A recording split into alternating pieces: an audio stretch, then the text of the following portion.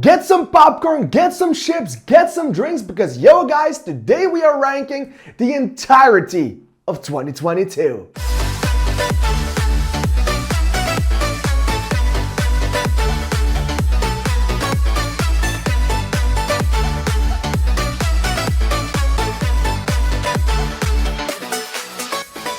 Oh god guys, I can't believe it's actually time that we're doing this. We're doing the 2022 ranking of 216 movies. It's happening. After I failed last year and did not do this video, I actually felt quite a sorrow and wanted to do it the entire year through, but it just wouldn't matter anymore. So I thought this year we're gonna go for it. This year we're gonna make sure that we do this ranking, that we make sure that it happens, because this is awesome. This has been a tradition since 2019. I did a 2019 ranking in Dutch. I did a 2020 ranking in Dutch. I didn't do a 2021 ranking in English or Dutch. I didn't do anything last year, so I'm very sorry for that. So that means that this year we will be back. Some things I wanted to say before we get to start with my entire ranking. I have already counted down the top 10 and the bottom 10, so if you want more in-depth talks about those movies, go check out those videos. And today we will talk about every movie, not like a minute per movie, because we would be here for quite a while.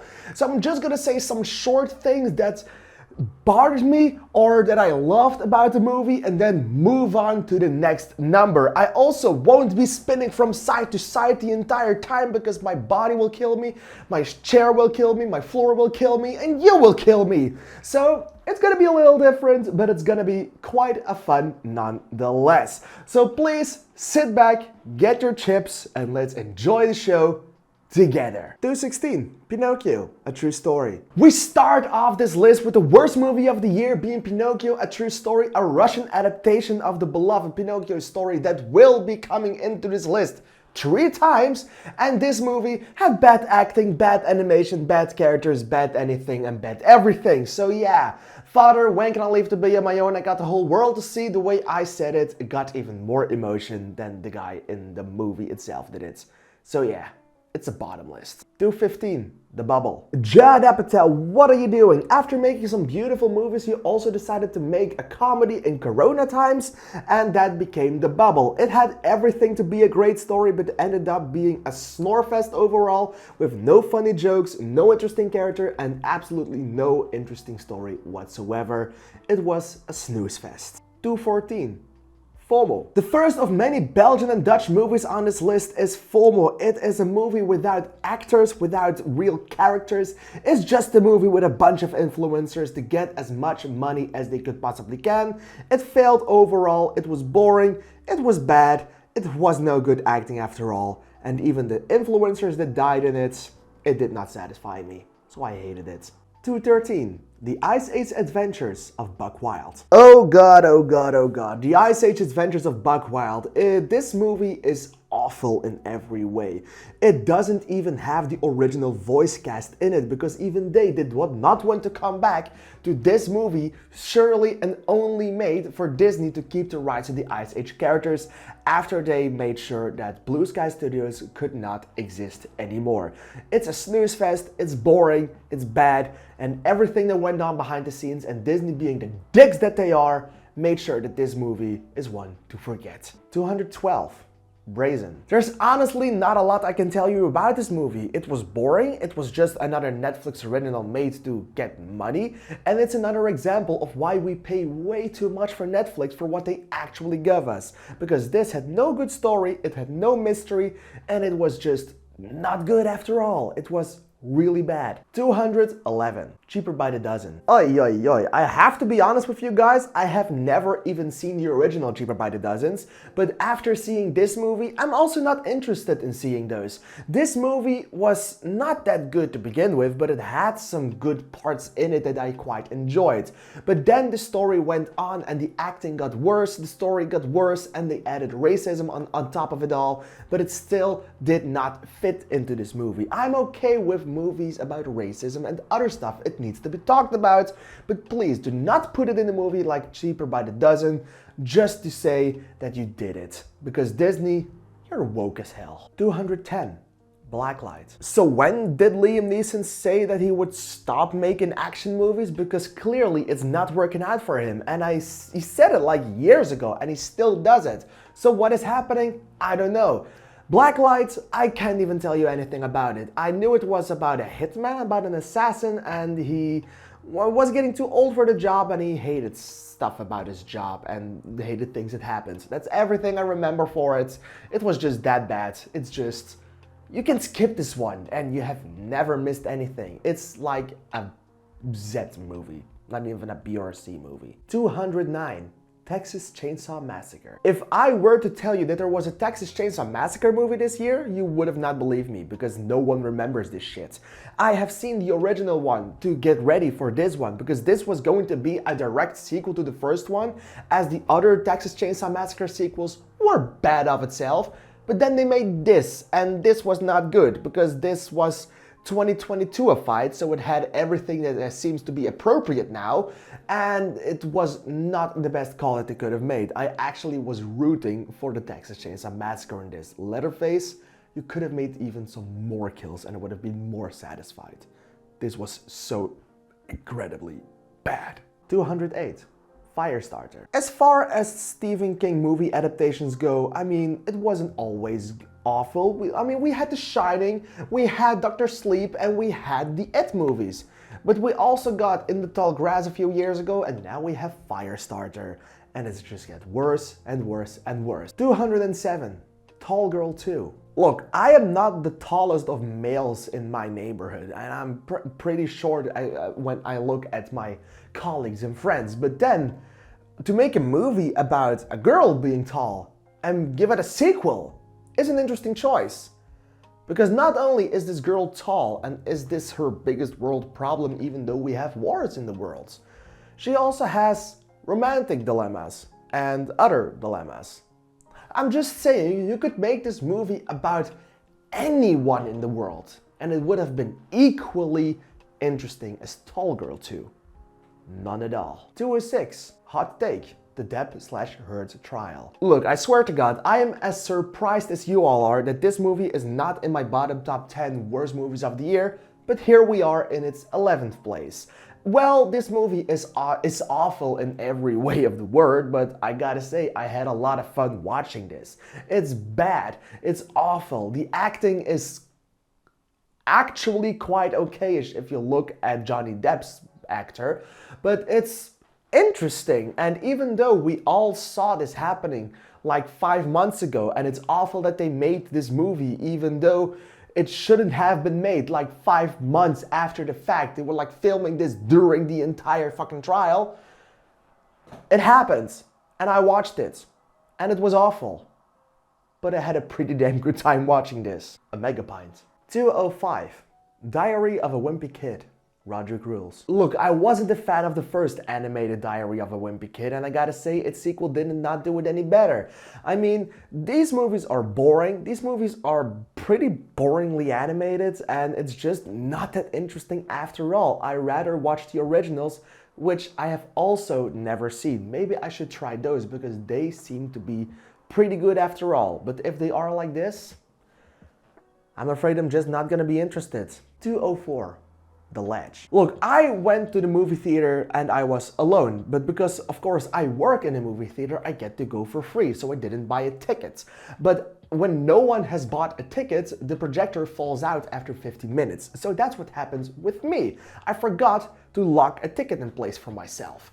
But then the movie fell out after 15 minutes, and I actually asked to get it up again, and I set it up myself to get it up again, and I shouldn't have done that because the world was telling me that this movie should not have been watched, and I should have listened, because I left the movie theater quite angry because the bad guy only said bitch, bitch, bitch, and I wanted to kill him myself. 203. Pray for the Devil. Look, this year's Halloween did not have the best movies. It did not even have any really good horror movies, except for Smile. But we also had a horror night at my work, and that was for The Invitation and Pray for the Devil. And I pray for every single human being that I have sold a ticket to watch Pray for the Devil. It's boring, it's not good, it's just bad, it has no good acting, it has no good story, it's just pretty damn cliche, and it's just horror meat. 202. Morbius. Oh my god, we're really talking about Morbius again. It's Morbin time. And when it's Morbin time, we always talk about how great Morbius was, but I just can't participate in the meme. I hated every single fucking bit of this movie. It was awful. It had no good acting, no good characters. It had Matt Smith fucking dancing and doing this kind of shit, and then it also had no third act. I mean, they had a fight, they gave like one punch, then the one died and the other flew away. And in the post-credit scenes, it destroyed one of my favorite villains of the Marvel Cinematic Universe. So yeah, I have every reason to hate this movie and all that it comes with. 201. Deep Water. It sparked a relationship between Ana de Armas and Ben Affleck, and that relationship flopped because of the paparazzi. This movie flopped because of everyone involved in it. This should have been perfect. This should have been a great erotic thriller for a man like me, but oh my god, I was just angry all the time. 200. Rabbids Invasion. Mission to Mars. So starting off this list with the movies that you actually don't know where in place they go, we start off with Rabbids Invasion Mission to Mars. I watched this movie to watch a small, short, animated movie, and I gotta say, I should have chosen better because this was just not it. I cannot tell you anything about it because I just don't remember anything from it. It was about a rabbit that wanted to go to Mars, but the other rabbits were mean and there were people involved, and it was cliche and I hated it. It was just not that interesting, not that good, but the animation, that was okay. So that's why it's not in the bottom 16. 199.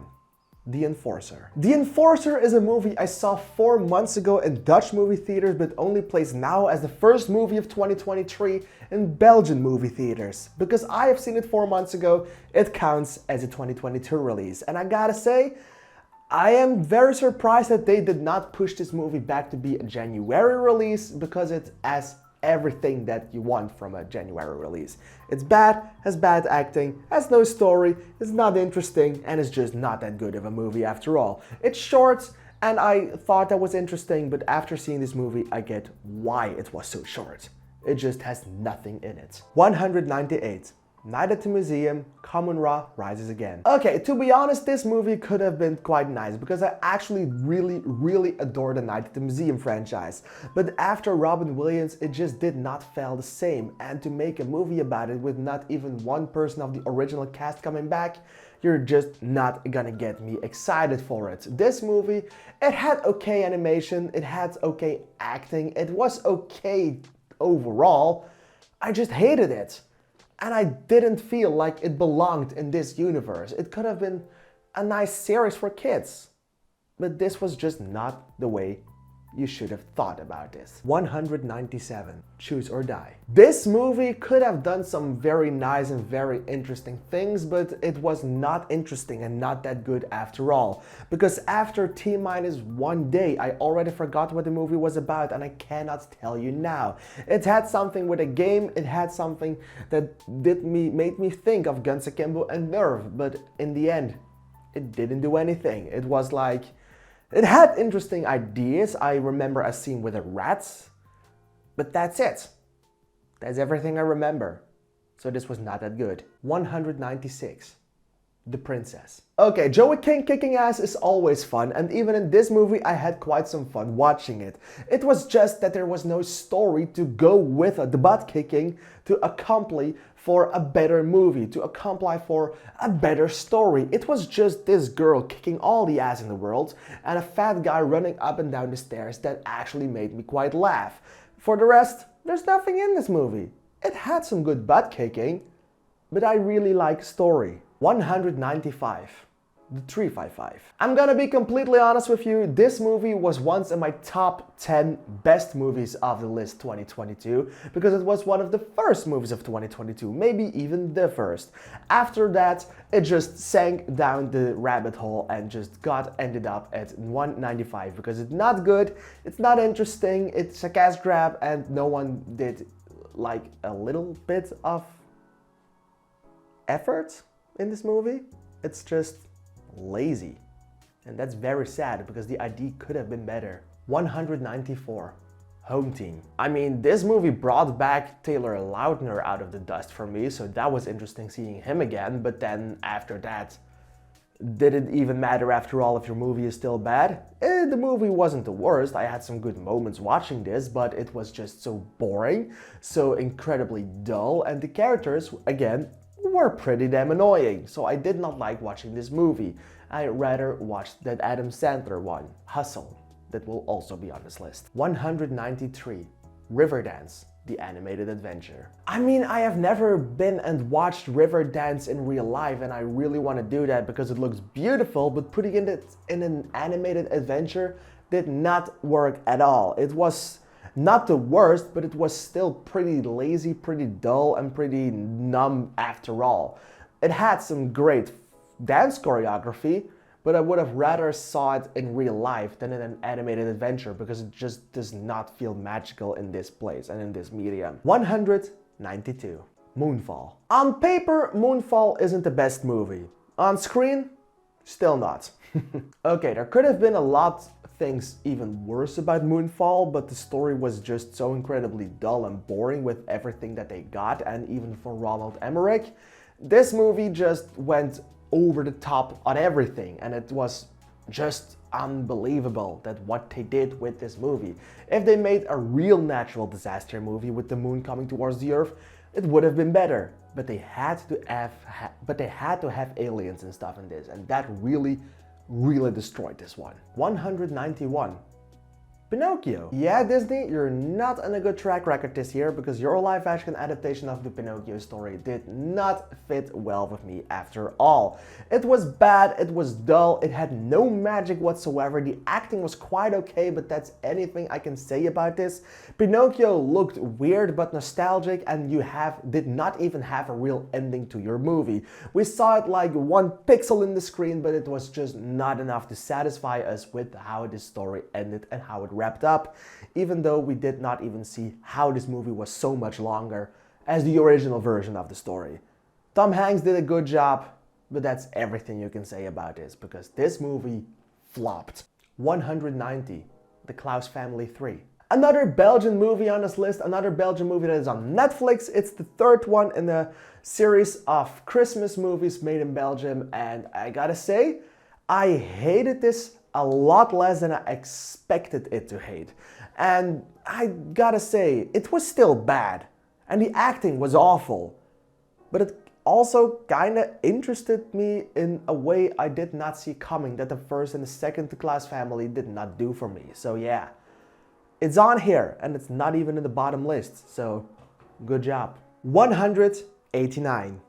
The Hating Game. The Hating Game is a romantic comedy movie that I actually thought I would hate even more. This movie with Lucy Hale in its leading role, it isn't the worst in any way. It isn't absolutely not the best in any way, but it still had me going for quite a while after losing me. It did lose me a lot in the middle of it, but it still felt kind of cute in the beginning, so good job for doing that. But the acting was okay-ish, the story not so much. I didn't hate this movie, but I already forgot about this movie until reading up on it, until just now. 188. Last Seen Alive. Gerard Butler is not on the best track record as of late, and this movie really did not help his career after all, but I would really think that Liam Neeson would have loved to be the leading part in this movie. It is especially a movie made for someone like him. It's bad, it has bad acting, it has no story, but it was interesting after all. It had action, it had a lot of other stuff, and it was just a movie I will forget about, but it wasn't the worst, it wasn't the best, it was just 187. Duel. Wish I could tell you something more about the story. I really like the idea that was going, and I really like the acting from Karen Gillan in its role, but it did not interest me at all. It's only for its story, and it's only for its character designs, and it's only for its acting and for Karen Gillan that I gave it the score that it has. But because without that, this movie would have just failed and flopped and would be on the bottom list. It was that boring for me. It's only for Karen Gillan doing a good job in this movie that this movie is that high. 186. The Invitation. Yeah, I'm as surprised as you are. Even though I was raving a little bit more about this movie when I was talking about Pray for the Devil, that still did not mean that this was a good movie. It had way too much going on in way too short of a time, because they took like a giant build-up of 100 minutes, almost like an entire hour was just build up, and 20 minutes payoff did not really work at all. It had so much going on. It was cliche, it was not that surprising, but still I had not that bad of a time watching this movie, so kudos for that. 185. After Ever Happy. Yeah, I don't know how this movie is not a bottom top 10 pick, but I gotta say, there was so much about this movie that I could have hated, but I kinda enjoyed some of the things that they did and some of the things that they went with. I hated that this movie did not have an ending, and I hated that they are actually making another one, but just saying, it's not that bad as you think. It's just still bad, but I have seen worse. I have seen a lot worse in this universe. So this one actually kind of surprised me, and that's why it's high. I mean, it still has a lot of bad acting, but Harden actually did his best. Hero Fiennes Tiffin actually did his best to make this movie worthwhile. It's actually turning into Harden's story instead of Tessa, which, oddly enough, was a good way to go with it. 184. Hotel Transylvania, Transformania. After being delayed countless times, this movie just got dropped on Amazon Prime, and I gotta say that was the best way for this movie to go with. I mean, I liked the first one, hated and kinda hated the third one. This movie brought it back a little to the better side.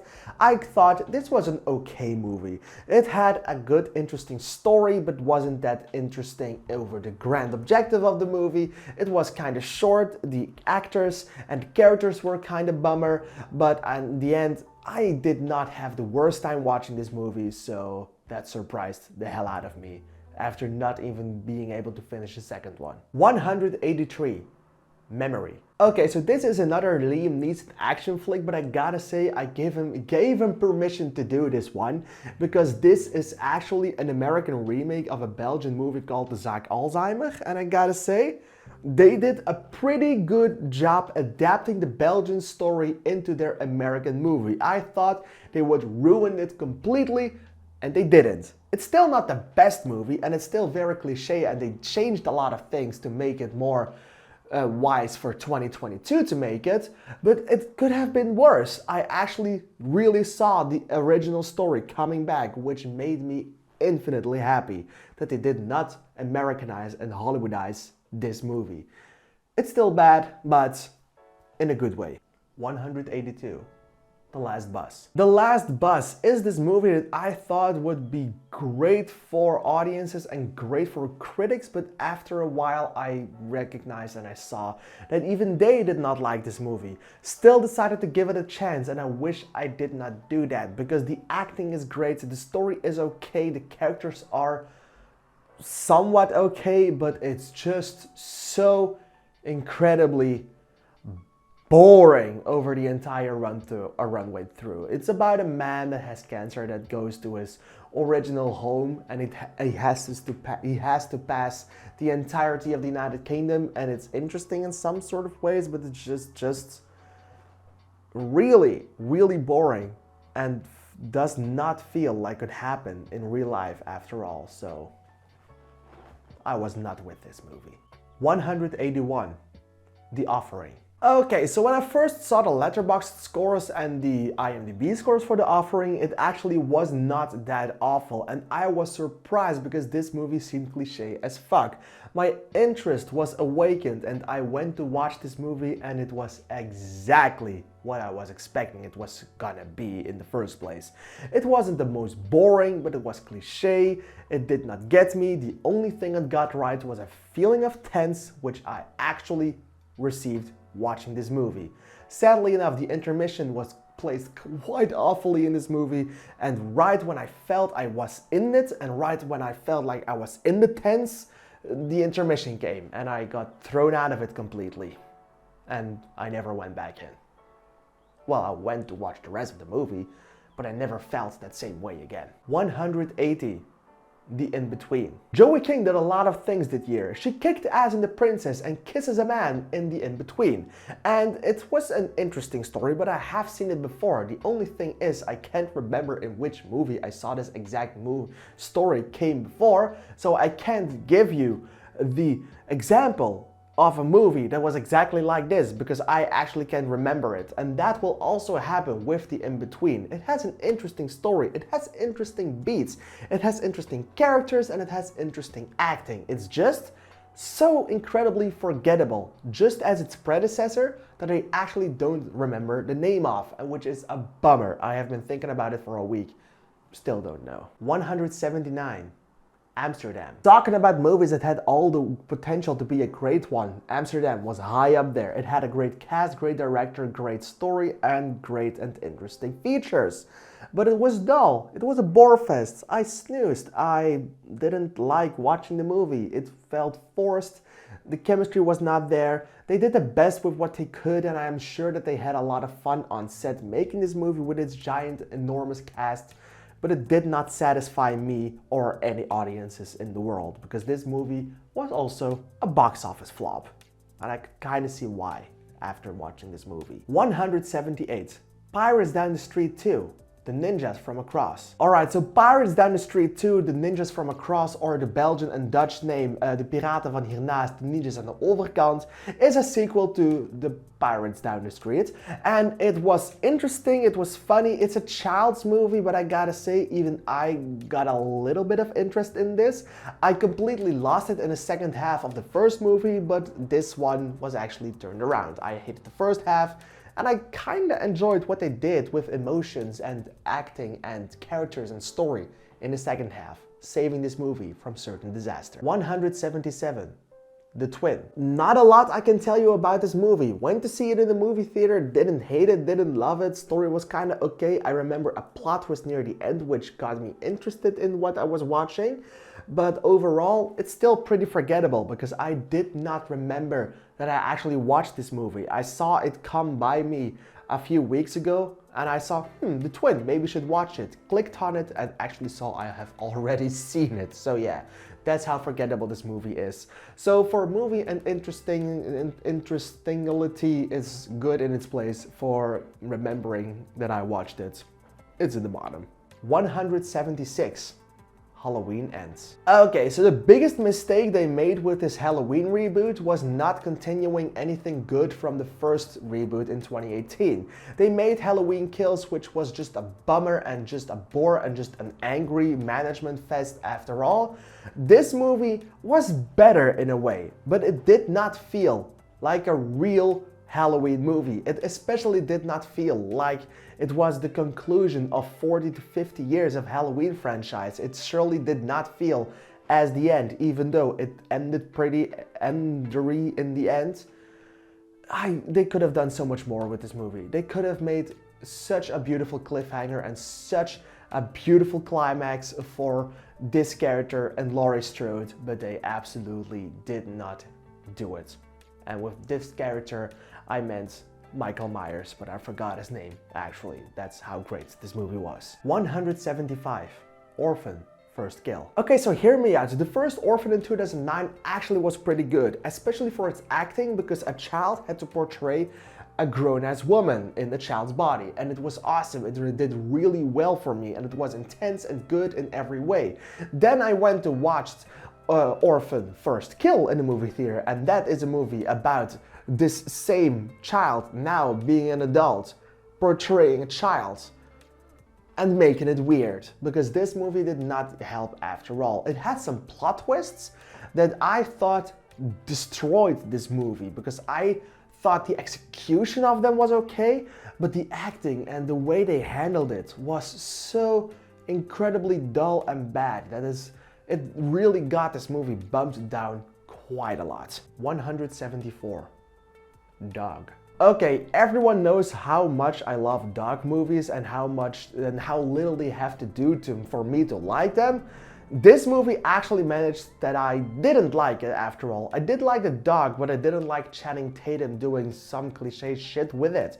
It had drugs, it had bad humor, it had Channing Tatum talking to a dog, which was kinda cute, but also very, very annoying after a while. So I did not like Dog, and I hoped it would have been better in all ways. 173. Studio 666. After I heard of the passing of Taylor Hawkins, I actually was surprised, because I felt sorrow for it. Even though I had never seen or heard anything from the Foo Fighters before, I knew who they were but not what they made. Then they made a movie and I was interested. I went to watch this movie and it did not help it after all. It felt awkward seeing things happen to these cast members. It was still a fun watch, and I love how everyone in this movie had just the greatest time ever. But it was just not for me. It was cliche, it had some horror hypes and horror aspects in it, and that was good about it, but in the end, it could have been so much better. And I actually felt kind of sorrow for Taylor Hawkins because of what happened in this movie. 172. Senior year. I have never really liked or loved Rebel Wilson or her work, but in this movie she actually did quite a nice job. It was actually not that bad of a movie, and I actually quite enjoyed watching this. I thought it was better thinking about the movie than when actually watching it, so it got better afterwards. But this movie still does a lot of mistakes when it comes to Netflix originals. It has not that interesting of a story, it has not that interesting of a character, but it had good acting, and I really liked what Rebel Wilson was doing with the role. She actually had some great comedic moments in this, making that this movie was not a flop after all, and I actually quite enjoyed it. 171. Lyle Lyle Crocodile.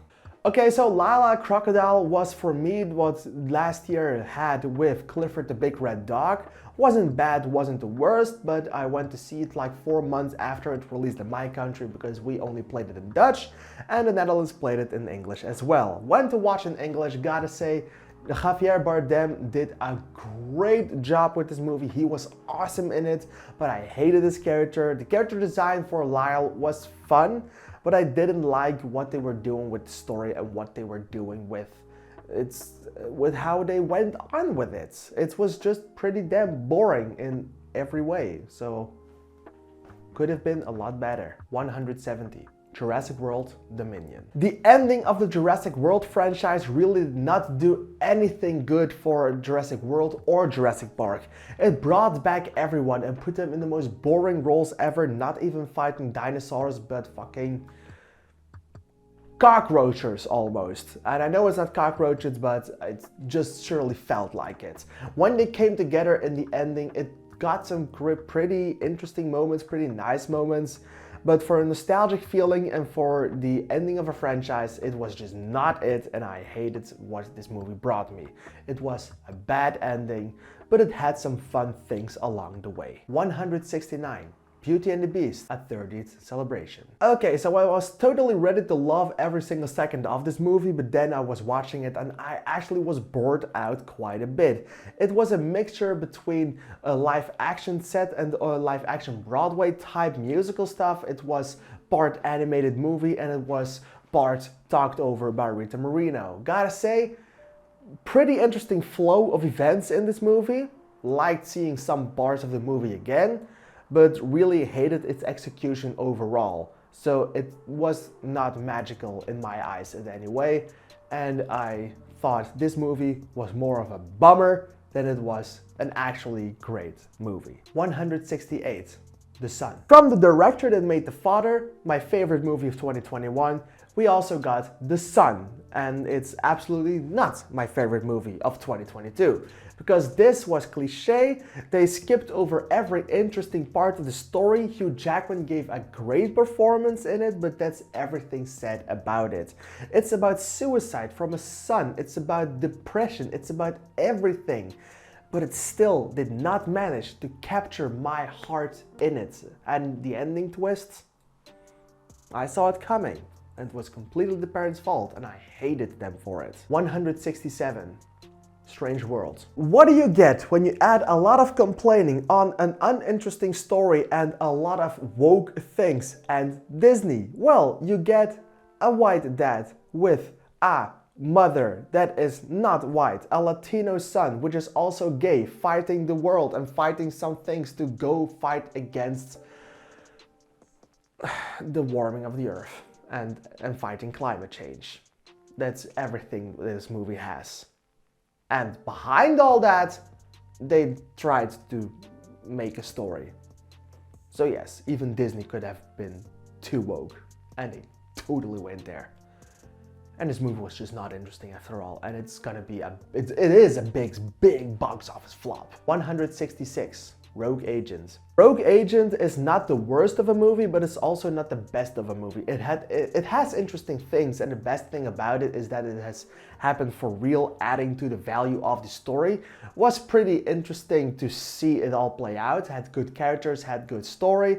Was not the most interesting movie after all. Was not the best movie that you will think of in many months later. It's actually quite forgettable, but I had a good time watching this, and it was pretty interesting with what they did with it. 165.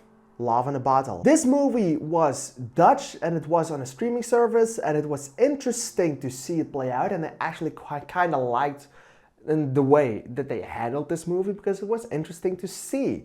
It got destroyed near the end, but for the rest of the experience, it was quite nice. Cannot tell you anything about it. It is also pretty damn forgettable, but it was interesting and it held my interest, and the acting was quite okay, as were other things. It's just, it did not satisfy me completely. 164. Blonde. Look, if Ana de Armas gets an Oscar nomination for this movie, I won't be surprised one bit, but I gotta say, this movie is a story about Marilyn Monroe, but it did a fictionalized story of that real happening story. And it was the worst way they could have gone. Like, why would you make a fictionalized story and not the real one? That's something that I will never get my head around, but hey, here we are. The movie itself wasn't the best. It had a lot of interesting things, but was way too long, shifted with its aspect ratio way too much, which bothered me infinitely, and was just a pretty rusty watch, let's just say. Blonde could have been a lot better, should have been a lot better. 163.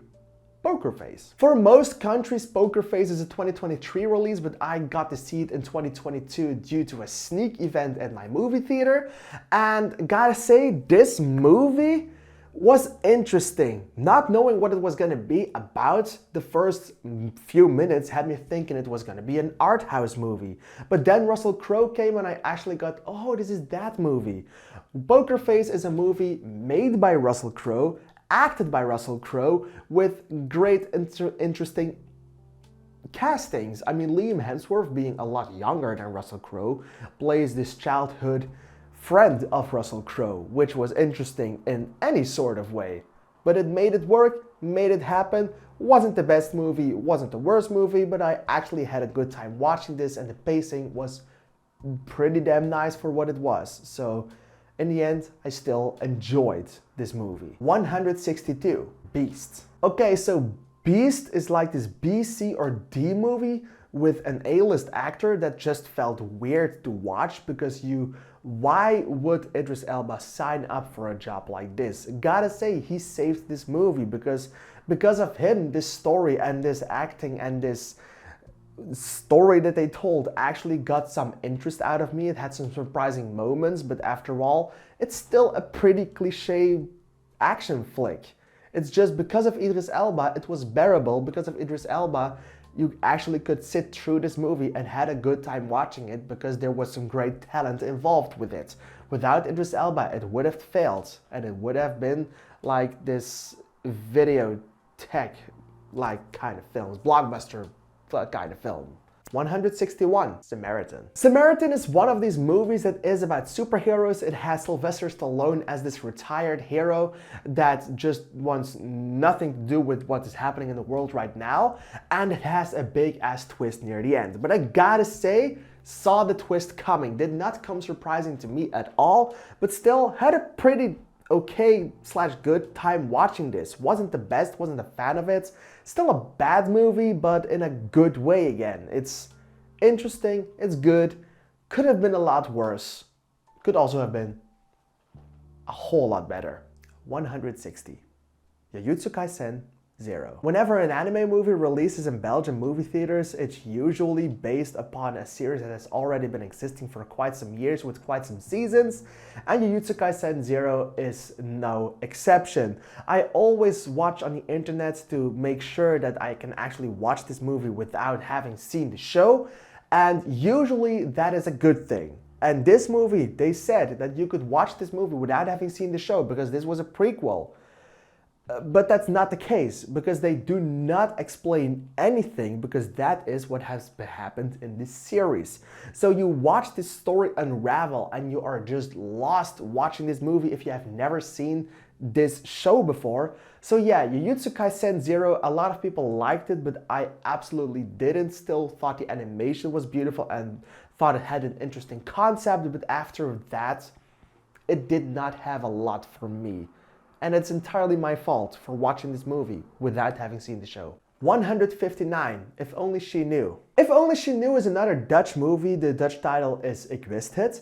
And it's interesting because it has a good story, good acting, good characters, but did not satisfy me in the end after all. But it got me, and I was actually invested and actually interested in its story, which surprised me. It could have been a lot worse, which it wasn't. So that's a good job on the writers department. 158, Hazard. Alright, now that is a movie that I thought would have been a lot better, because this was interesting. I was totally up for a wicked ride through Antwerp, Belgium, but I ended up with just being bored and just being disgusted by some things happening in this movie, like a police officer fucks a car. Literally, that went a tad bit too far. But I do like how the Belgian movies are just getting more weird and weird every day, with more people coming in to make movies, but also make a lot of weird shit along the way. And this was one of those movies. You love it, you hate it. I hated it more than I loved it. 157. Black Adam. Black Adam is by no means a bad movie. It's actually quite okay if you think about it, but it had no really good story in it, and the characters were even as annoying as I thought they would be from the beginning. And Black Adam was nice, and the Justice Society was nice, and I really would like to see Dr. Fate again, but it did not satisfy me whatsoever. I thought it was okay, but I just wanted more story told throughout this movie. Did not have a bad time with it at all. Still was pretty good. I just wanted more from it. 156, Fisherman Friends, one and all. Okay, so fun fact, I went to a sneak night right before the release of Black Adam, and I thought the sneak night was gonna have Black Adam, but instead it showed me Fisherman Friends one and all. Haven't even seen the first one, as this was a sequel, so I started watching the sequel. It was pretty damn boring from the beginning, got better near the middle, and ended up being a pretty okay movie that I actually quite enjoyed watching. So good job, Fisherman Friends one and all. I'm sad that I just didn't care for you that much, even though you were still good. And you had the Wellerman in the end. Soon may the Wellerman come to bring back sugar and tea and rum. 155. Death on the Nile. I always was a big fan of the first Murder on the Orient Express reboot in 2017, with the cast, with everything involved in it. Then a lot of shit happened behind the scenes of its sequel, Death on the Nile, which was interesting, which was a bummer because I immediately knew that this movie would not do the same thing for me, and it absolutely didn't do the same thing for me. It had some interesting things happening in it, but the story and the way it was executed just did not win me over that hard, and I rather watched another Knives Out film than I watched this one. And that's sad, because Knives Out is based on things like this. But Hercule Poirot did not do it in this one. 154. Don't Worry Darling. Okay, Don't Worry Darling. Yeah, this movie could have been a lot better if it wasn't for something happening in this movie, and especially behind the scenes, which was a lot of drama. But the behind the scenes things of this movie were actually better than the one itself. Its story was interesting, its acting was very good if you talk about Florence Pugh, and very questionable if you think about what Harry Styles did with it. But overall, I had a pretty good time watching this. It's only that the ending did not satisfy me at all. It could have been so much better, but they chose a horrible path for its ending. 153. Marry Me. Jennifer Lopez and Owen Wilson give the best they have in this movie, which is not as awful as you were gonna think it is in the first place. It was like a February Valentine's movie, and it kind of worked for what it did. It was cute in some ways, but it was boring and annoying in other ways. So I gotta say, I enjoyed watching this, but I will never watch it again. And the song that it made, like, marry me, marry me, marry me, that got stuck in my head for a while. And I hope it's now stuck in your head too, because that's the best part of this movie. It's just that one song and Owen Wilson, who is also awesome. 152. Sex Appeal. When I first heard of this movie, I knew I had to watch it because of its title and what its synopsis was. And after watching, I thought like, yeah, I enjoyed this quite a lot. It's about a girl that has a best friend that needs to make an app for a sex appeal, but she's very smart, so she has never done anything sexual and fantastical in that way. So she asks her best friend to help her with it, but her best friend has a huge ass crush on her, and she wants to use it on another boy that she has a crush on, another boy that is quite awful and bad, and it's just cliche things. And I gotta say, this movie was pretty interesting and pretty funny because of that. It's not the best story, but I had a good time watching this just because of its title and just because of fucking teenagers doing dumb stuff that they should not know anything about, but clearly should know more about than they already did, because I do hope they teach stuff about this kind of thing in American schools, because I mean, I hope so. 151. Dragon Ball Super Superhero. I have never seen the Dragon Ball Super or Dragon Ball Z shows, but I had seen Dragon Ball Super Broly before quite a lot because I actually do like and love that movie. This movie did not do that for me though. It had some good fights, it had some good story beats, it had good acting, but it did not get my interest in it at all. I don't know what went wrong with it. It's just, it could have been so much better, and I'm really, really sad that it didn't satisfy me in the ways I hoped it would have satisfied me. So that's a bummer. 150. Day Shift. Other sweater, same old me. Day Shift was a Netflix original movie that got pretty popular and was watched by many people. And it happens sometimes that Netflix releases a movie that everyone will watch, but that doesn't exactly mean that they're also very good. This one, it was just okay. 149.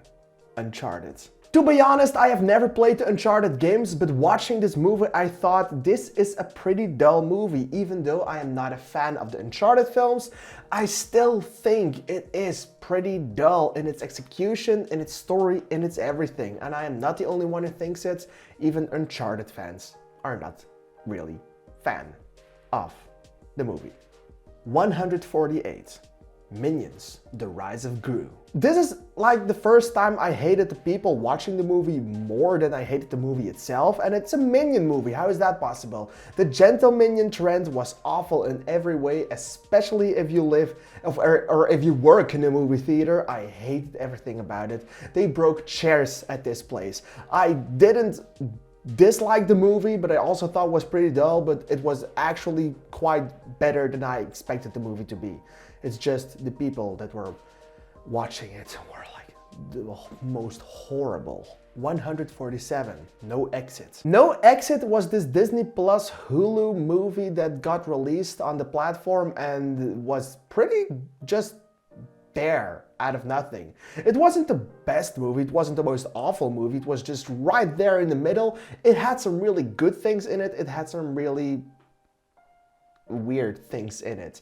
It's just a movie completely in the middle, watched it once, forgot about it. 146, The Totas. I don't even know how to talk about this movie in English because this is a Dutch movie about a rich family that goes to a pretty poor side of the Netherlands where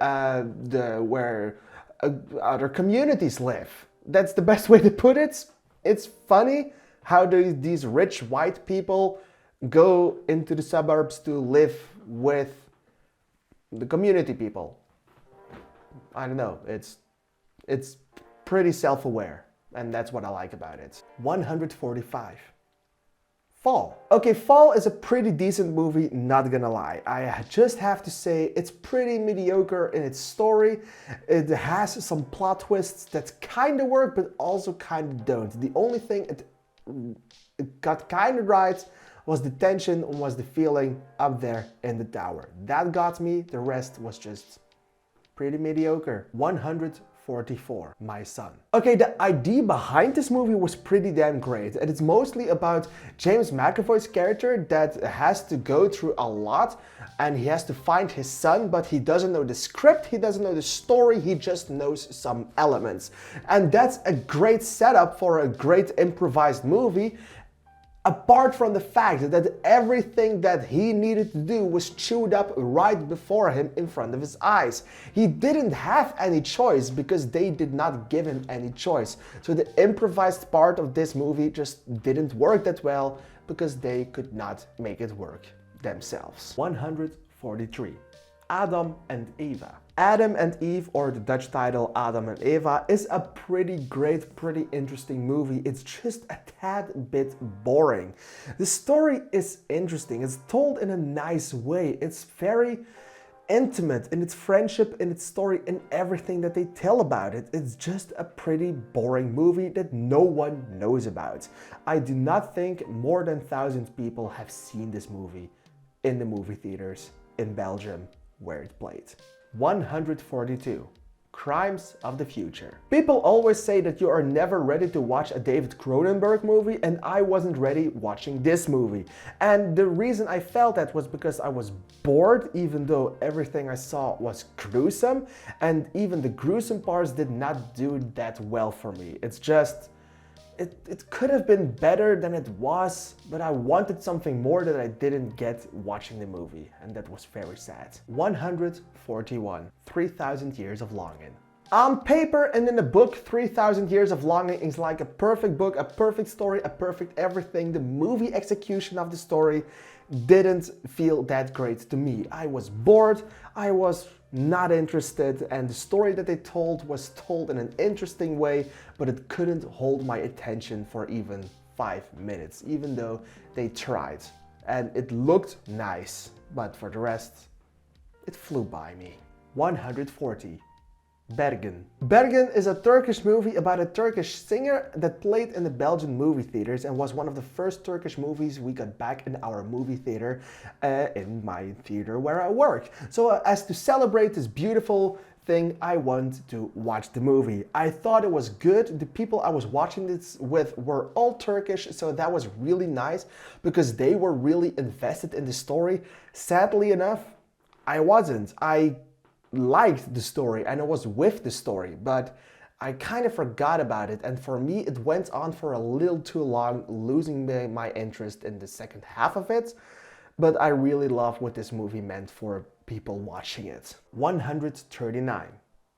Ambulance. An ambulance raced through Los Angeles with Jake Gyllenhaal and Yahya Abdul-Mateen, directed by Michael Bay. Everything to make this a bad movie, and I gotta say the movie was way too freaking long. It could have been this perfect B movie where you just ram through a lot of shit, have a lot of shit going on at the same time, have this race, have explosions, have everything, and you would have had a perfect Michael Bay movie.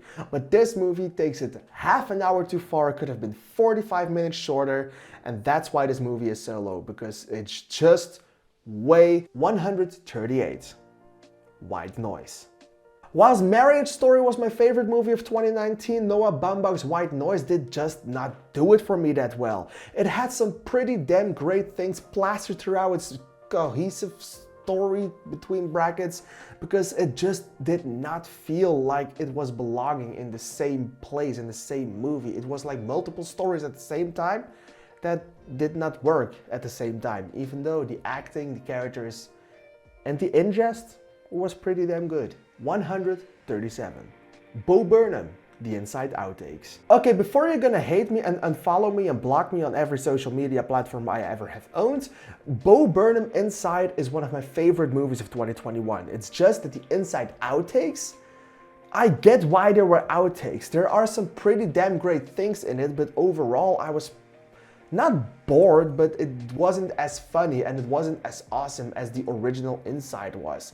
It had some good skits in it, but it's just not that great. Not as good as Inside anyways. 136. The Duke. Perfect casting, great acting, and a great style throughout the movie. It's just the story did not work for me as much as I hoped it would do. It's pretty boring. It's quite interesting in what it tries to tell you, but that's exactly it. It's interesting, but it doesn't keep you awake. It doesn't try to be perfect. It's just there, and the movie thought it was going to be great, but you can clearly see it wasn't. 135. The Tender Bar. I thought the movie was pretty good, but I gotta say it's pretty damn forgettable, and that's why it's so low in the middle of this list. It's interesting, it's good, its characters are interesting, but the overall story was just not that memorable, pretty forgettable, and just pretty boring altogether. So I kind of forgot this movie existed and didn't miss anything. 134. Faithfully Yours. Faithfully Yours is a Dutch movie about two girls that lie to their husbands, and then all hell breaks loose and their life falls apart right in front of their eyes. And it's interesting. It's actually pretty damn good. The mystery around it is good. It's a pretty nice whodunit story. But then in the end of the movie, they had to add some major plot twists that just did not fit well with the rest of the story, especially its ending. It could have been better, and we even could have done without that. 133. Slumberland. Slumberland was pretty funny, pretty awesome, and had a good story. It's just that it was a tad bit boring near the middle and didn't get my attention for the entire runway through. For the rest, I liked the movie for what it was. It was good in its doing, it was nice, it was just pretty okay. Okay on the top side. 132. Notre Dame on Fire. Can you believe it has already been a few years since Notre Dame in Paris burned down? Well, now they're making movies of it, and this movie is part documentary, part mockumentary, but mostly it has a fictional story splattered throughout it. And I gotta say, the balance of that works pretty well. This movie was doomed to fail, and I think not a lot of people have seen the actual movie. But I gotta say, in its execution and what it tried to do and what it was pretty funny, it was pretty good, and I had a good time watching this movie. 131. Luck. Luck is a movie about a girl that just cannot experience luck and always is unlucky to its core. The movie copies that with being mediocre, with a mediocre story, mediocre animation that we've seen countless times before, and just mediocre characters. It's just mediocre. 130. the greatest beer run ever. I really like how Zac Efron gave this movie his all, and he is pretty damn great in the movie. It's just pretty boring for some parts, it's pretty good in other parts, it's pretty unbalanced for the entire runway through. It's an interesting story, it's a good story, it's nice that they tried to tell it, but it could have been done in a little better way than they actually did. 129. The Empty Man. The Empty Man is a pretty decent movie, but it's decent at best. It could have been better in so many ways. The first 30 minutes of this movie are pretty great. If the entire movie was like it, I would have loved it. The rest, the other 1.5 hours this movie has, just went a pretty boring, mediocre route that we've seen countless times before, and I didn't like it that much. 128. Moloch. Moloch is one of the first high-budget Dutch horror movies that are out there, and I gotta say it's pretty damn okay. It tells a less cliche story than most cliche horror Hollywood movies do, but it's still not where I want my horror movies to be. It's still pretty cliche, still pretty corny, still pretty everything, and the story what they try to tell has interesting things happening in it, but it could have been better in multiple ways. It was just okay. Hey, if you're still watching, thank you. Comment something. Comment banana to see if you're still watching. Thank you. It's a pretty interesting test, isn't it? Because now I will see if you're still watching or not. 127. Initiation. At number 127 we have a movie called Initiation, but I can't remember what it is about. I have ever seen this. Oh, it's that one! Okay, so Initiation is a movie normally from 2020, but it came out in 2022 in Belgian and Dutch movie theaters. It actually only came out in Dutch movie theaters. I've seen it, I liked it. It was this story that we've seen countless times before. It was pretty good. It was about some teenage girls that were clearly not teenagers anymore, and it was about a murderer doing things with a knife and a mask on. We've seen it countless times before. It was like Scream. It exactly was like Scream. It was just a Scream knockoff. 126.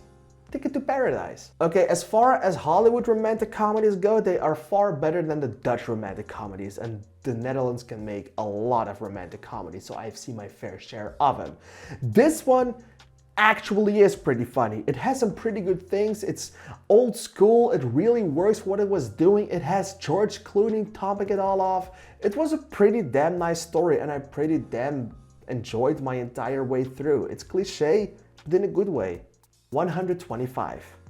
Smile. Okay, so I do not love this movie as much as everyone else does, but I still think it is pretty damn decent for a horror movie. It looks great, has good tension, it is awesome. It's only that the last 30 minutes, especially the last 15, and that is in a small house, it was cliche and it didn't work that awesome and that great for me, even though I pretty much really liked the rest that they tried to tell. It's just that the ending did not stick with me as hard as I hoped it would be. 124. The Lost City. The Lost City strangely feels the same way as Ticket to Paradise did. It's decent, it's pretty good, but it's cliche, and I had fun watching it, but it was nothing more than that. It was just fun and nice to watch once, but probably never again. But it still told a funny story, and I enjoyed my time watching The Lost City. 123. Beavis and Butthead Do the Universe. Okay, so I gotta be honest, but I have never seen Beavis and Butthead on TV before. I have never seen Beavis and Butthead Do America before. So Beavis and Butthead Do the Universe was fun because it had some multiversal things, and this year was full of multiversal things. So yeah, I really enjoyed watching this. It was funny. It did not get me to watch this series in and of itself, so it didn't satisfy me that hard, but I still thought we were in for a pretty nice ride. It was pretty funny, and I enjoyed watching this movie from start to finish. 122. Operation Mincemeat. Okay, so Operation Mincemeat tells us a great story from the World War that I actually quite liked and was quite interested in. The sad thing is they have this entire subplot about a romantic stuff and a love triangle, which did not work for me at all. So I was really bummed out for that piece of the movie. If it was surly and purposely and solely about this war stuff, it would have been pretty great. 121. Where is Anne Frank? When I first saw this movie come by in my movie theater, I just had to go watch it. The sad thing was it was only playing in Dutch. I did not want to watch the Dutch version of it. So when it came out online, I watched the English version, but it was not in the right mood or the right way because it was pretty good. It told an incredibly good story, but I could not hold my interest in it. It's pretty interesting how Anne Frank or her best friend was teleported to this modernized version of the world, but it could have been better. Could have been a lot better. And it missed something deeply for me. 120.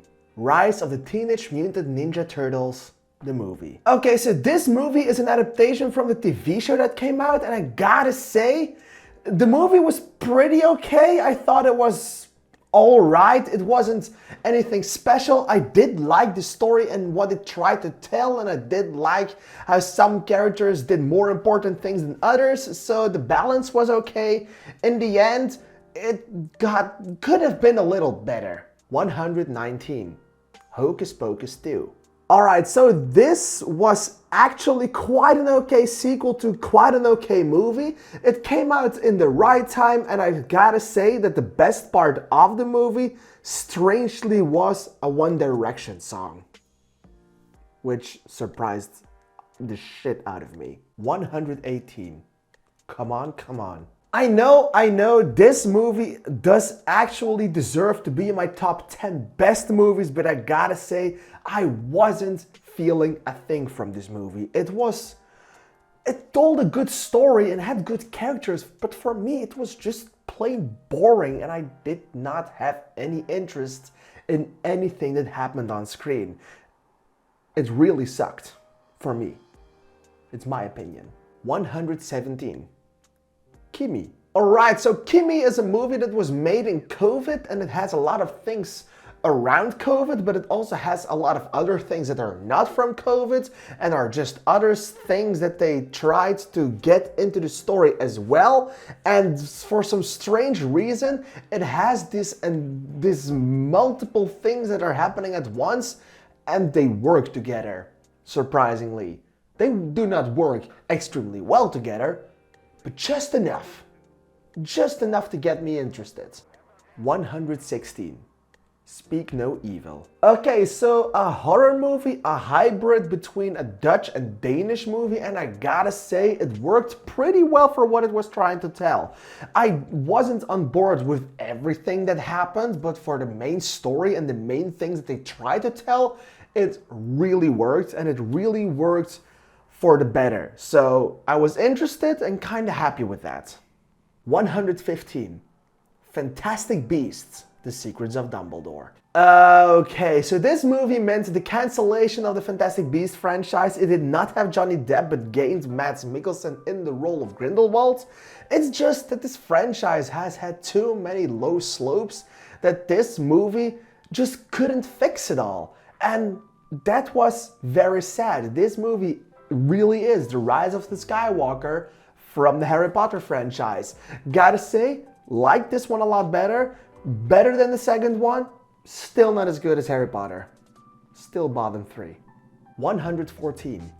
Captain Nova. Alright, so Captain Nova is a Dutch family film around a girl that can time travel, and it's extra interesting because it's from the Netherlands. So this idea is crazy because we do not have big CGI costs, so they made it work in different ways, and that way they made sure that even though this looked weird and this is very scary for a Dutch movie to do something like this of this scale, it really worked, and I was happy for that, and I actually enjoyed this movie. 113. Zeppels het Mercatorspoor. Alright, so Zeppels het Mercatorspoor, or The Mercator Trail, is a sequel movie to a TV show that aired in the 1960s in Belgium. It is that old, and I have talked about something like that being very strange and maybe not that good, but this movie made it work with its story. Still think it wasn't the best option to make it a sequel because kids nowadays just do not have anything with Captain Zeppels. So that is interesting why they chose to do it, but they made it work as a family film. They made it work as a big fun family film for the children, but also with some great nodbacks for the grandparents. 112. The Adam Project. Okay, so Ryan Reynolds and the younger version of Ryan Reynolds played together in the film, played the same character, and I gotta say, I really like what they were doing with this. It was funny, it was good, it just had some awful CGI and some awful de-aging, and the story wasn't the most interesting that I have ever seen in my life, but I did love the dynamic between Ryan Reynolds and Ryan Reynolds Jr. 111. I Want You Back. Okay, so I Want You Back is a movie that was on my list for a long time. It's a romantic comedy and it still had some things that people were liking because the score wasn't that awful for this movie. Gotta say, I liked it a lot less than I hoped I would like this one, but it still was pretty okay and I liked it for what they did with it. 110. Bullet Train. I know this movie is popular for some audiences, and I know people are raving for this movie, and I know a lot of people think this movie is underrated, but I think it's overrated. I think it's a fine movie. It has some good things in it, but it's pretty boring between its funny parts. Not all the funny parts work, and it feels very mechanical instead of a natural flow of funniness. 109. Worth. Okay, so Worth is a movie about the 9/11 fund. It's actually quite a good movie. The thing with this movie is I literally completely forgot it existed. So I just saw it and I was like, what was this about? So we played it in our movie theater for one seating for 9/11 that we somehow managed to give attention to in Belgium. And I know it's important, but I just can't remember anything from this movie, sorry. I liked it, that's what it is. 108. Mad Mess. Okay, so Mad Mess is a movie that you really can't explain. It's something that you have to discover and something you have to experience. It's weird, it's a movie on drugs, so if you like being high and if you like LSD and other stuff, please stop with the drugs and go watch Mad Mess. You will feel the same way. Not that I have experience with LSD, but you will. 107. Brahmastra Part 1.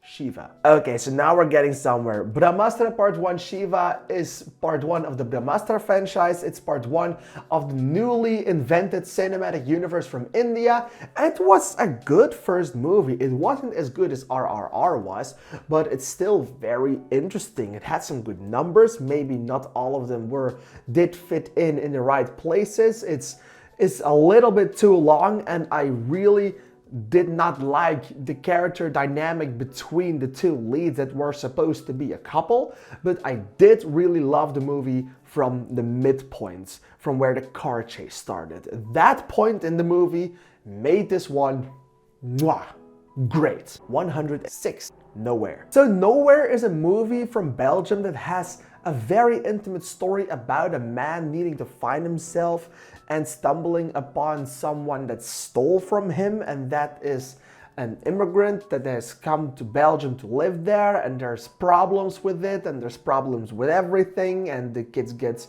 looked for by the authorities and they help him, and it's very interesting and it's very intimate and it's very good. Not that memorable, but still very good and a must-see if you like this kind of stories. 105.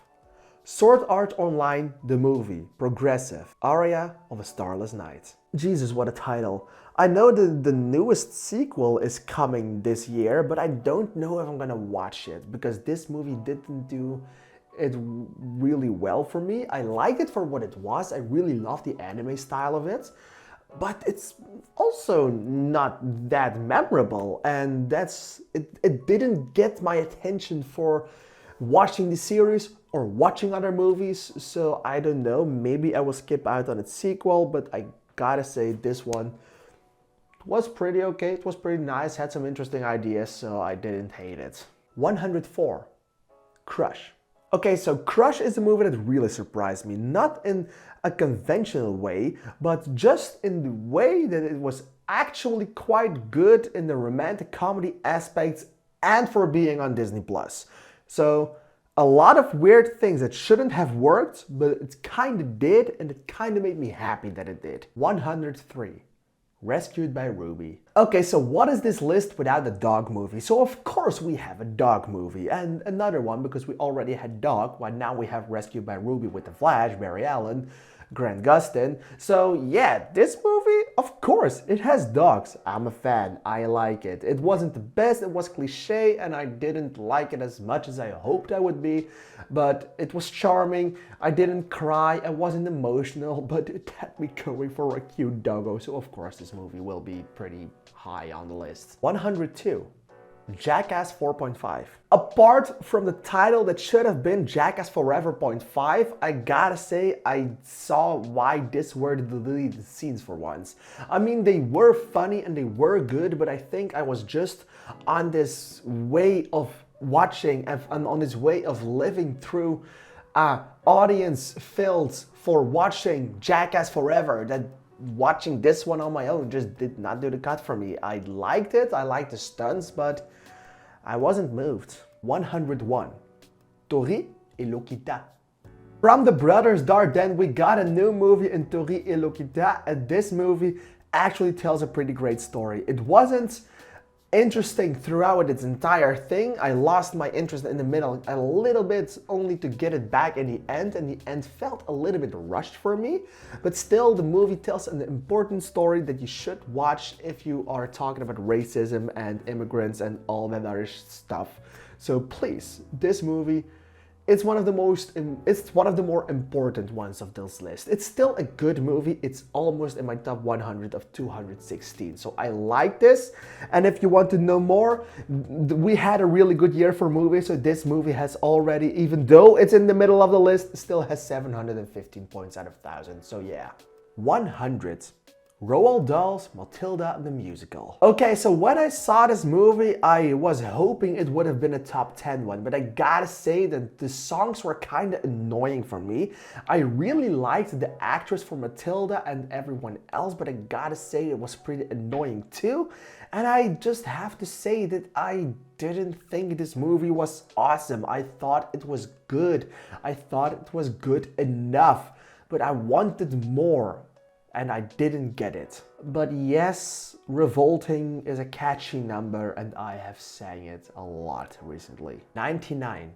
Enola Holmes 2. Alright, so Enola Holmes 2 actually is a far better movie than I expected this one to be. So the first one I had high hopes and I was really disappointed. For this one I had low hopes and I was really surprised by how good it was. So yeah, Enola Holmes is a worthy sequel, telling a good story, building on the characters and building on what people already loved or didn't love about the first one. So this one is an improvement. 98. Apollo 10.5, A Space Age Childhood. Okay, so the best thing about this movie is how it subverts your expectations from what it is about, because you are thinking it's gonna be a story about them going to space and them having a space adventure, but it's entirely not that. It's a very intimate story, which is really good. The animation is perfect. Just got a pretty little bit boring in the middle. That's my only down part with this. 97. Turning Red. Okay, so even though I liked Pixar's Turning Red, I gotta say I didn't love it. I thought it was pretty cliche. I thought it didn't have that really special thing that I always felt with Pixar. This one didn't have it, so I'm very sorry, but this movie is just a one and done for me. I really liked its story and I really liked its animation and I really liked some character things that they did, but still it didn't really touch me, even though it's pretty good. 96. The Gray Man. Okay, The Gray Man is a movie I should absolutely hate, but I ended up loving the living shit out of this. It's awesome, it's good, it's big, it's a big extravaganza of a movie, and everything goes to shit. And it's really good to watch it on the big screen, which I did, because this one is a movie that will absolutely not work on your mobile phone or just a small TV screen. It has to be seen with good sound in a big crowded movie theater, and that's where I think this movie fell short for a lot of people. 95.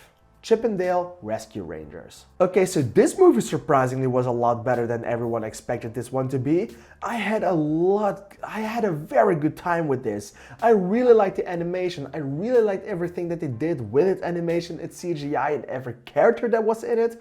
Ugly Sonic being a major part of this movie was like a fever dream come true. So I had a lot of good stuff with this movie. I loved it, I liked it, I thought it was very interesting and very ballsy. 94.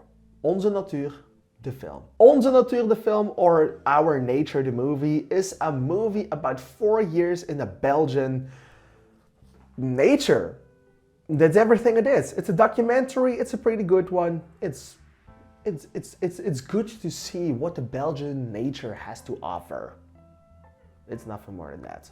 93. The Unbearable Weight of Massive Talent. Okay, so Nicolas Cage is hit or miss for me. Whenever he makes a good movie, I like it. Whenever he makes a bad movie, I absolutely despise it. So this one, it was a good movie and I liked it. It was nothing more than that. I know a lot of people actually quite love and like this movie.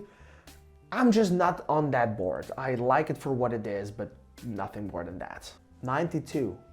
Bros. Okay, it's too sad no one actually was gonna watch this movie in a movie theater because it's actually quite good. It's a romantic comedy, but gay.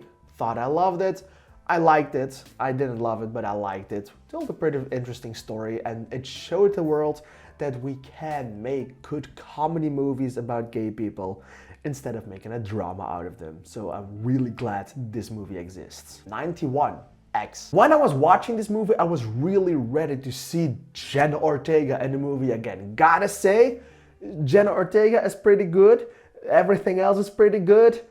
The story is damn perfect, damn great, especially when you watch its prequel Pearl, which will come on this list. But it felt short for me, especially in the third act when the slasher got slashing. It fell short. Could have been better, but I really love the style. 90. Where the Crawdads Sing. So this movie was based on a book, and the book is really good. Haven't read it, but I have heard the book is really good. This movie is pretty good, but that's mainly because it's just a straight copy from the book. And sometimes that's really good, sometimes it's really bad. Here it is quite in the middle because it made sure the movie didn't fail, but it also didn't do anything special, and it was kind of told in a forced formulaic book form instead of a movie form, which was the bummer. 89. Megan. So for a lot of people, this movie is a 2023 release. For me in Belgium, it was a 22 release, so I counted with 2022. Welcome, here we are. Okay, so Megan is a horror movie, actually a January horror movie, and I gotta say, really liked it for what it was doing. I've seen it twice already. One time alone, one time with a girlfriend, so that was awesome. We had a good time watching this. It's funny, it's good. It tells a pretty great story for what this movie is, and that made me happy. It tried, and it tried well. 88. The Bad Guys. Okay, so The Bad Guys was DreamWorks Animation's first movie of this year, and it got some new animation and was really good, and it was actually a sort of animated prequel to the Puss in Boots Sec 2 movie, which will come on this list. The Bad Guys, pretty good. We'll probably make a sequel out of it, and I'm all here for that if they do it, because these characters are just awesome, and the movie was quite okay. 87. Whitney Houston. I Wanna Dance with Somebody. Okay, so this new biopic is about Whitney Houston. We have had one for Rocketman, for Elton John, for Queen, for Weird Al, and now we have one for Whitney Houston. Gotta say, really like the story, didn't blow me away, but it's always interesting to see the life's worth of someone with such a great impact on the world and on its entertainment industry. 86. Mortal Kombat Legends Snowblind. Okay, so this animated Mortal Kombat franchise is okay. The first movie was great, the second one was really forgettable. This one, luckily, was better. Liked it, loved it for some parts. It was good, was interesting, told a lot of good stuff, and it had my attention for once. 85. DC League of Super Pets. Okay, so the newest DC movie in animated form was DC League of Super Pets. I really hated that this movie was so hard for children, but because it was made especially for that audience, I could live with all the failures I saw on a technical story level. So I gotta say, I liked the movie for what it was.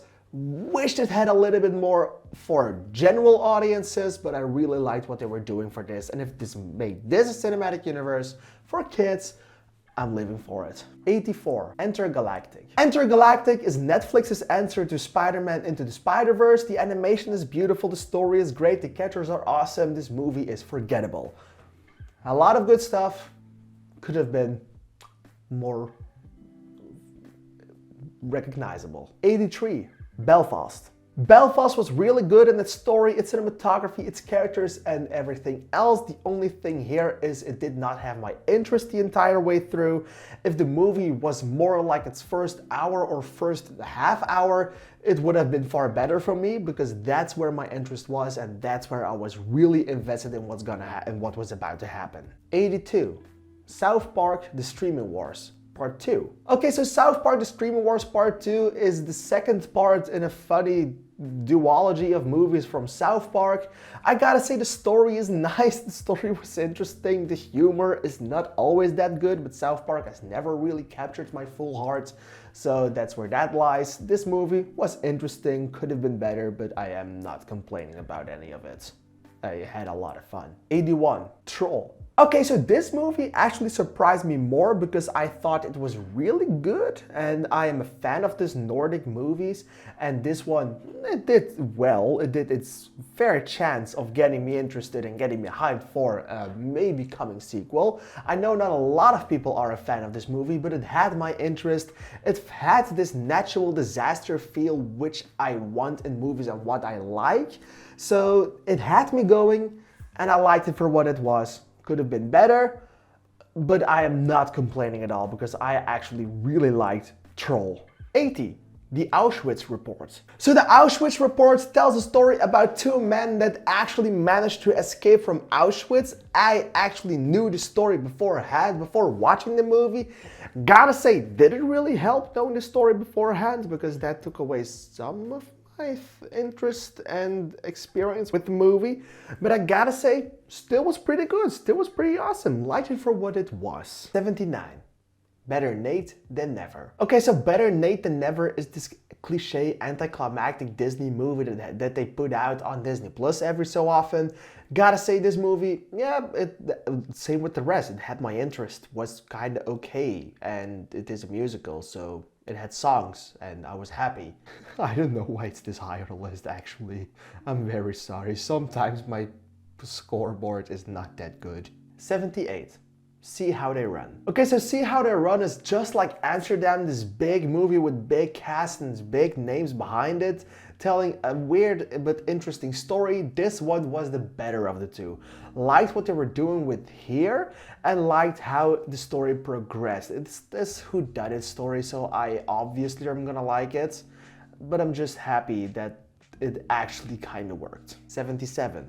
The Eyes of Tammy Faye. The Eyes of Tammy Faye was really good for what it tried to do. I gotta say, I hoped it would have been a little bit better, but the acting in it was great and everything else around it was also very, very good.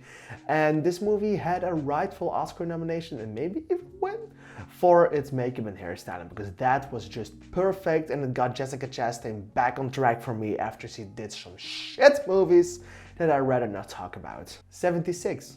My Neighbor Adolf. So this movie tells you exactly what the title is, and it's that this man that we follow thinks his neighbor is Adolf Hitler.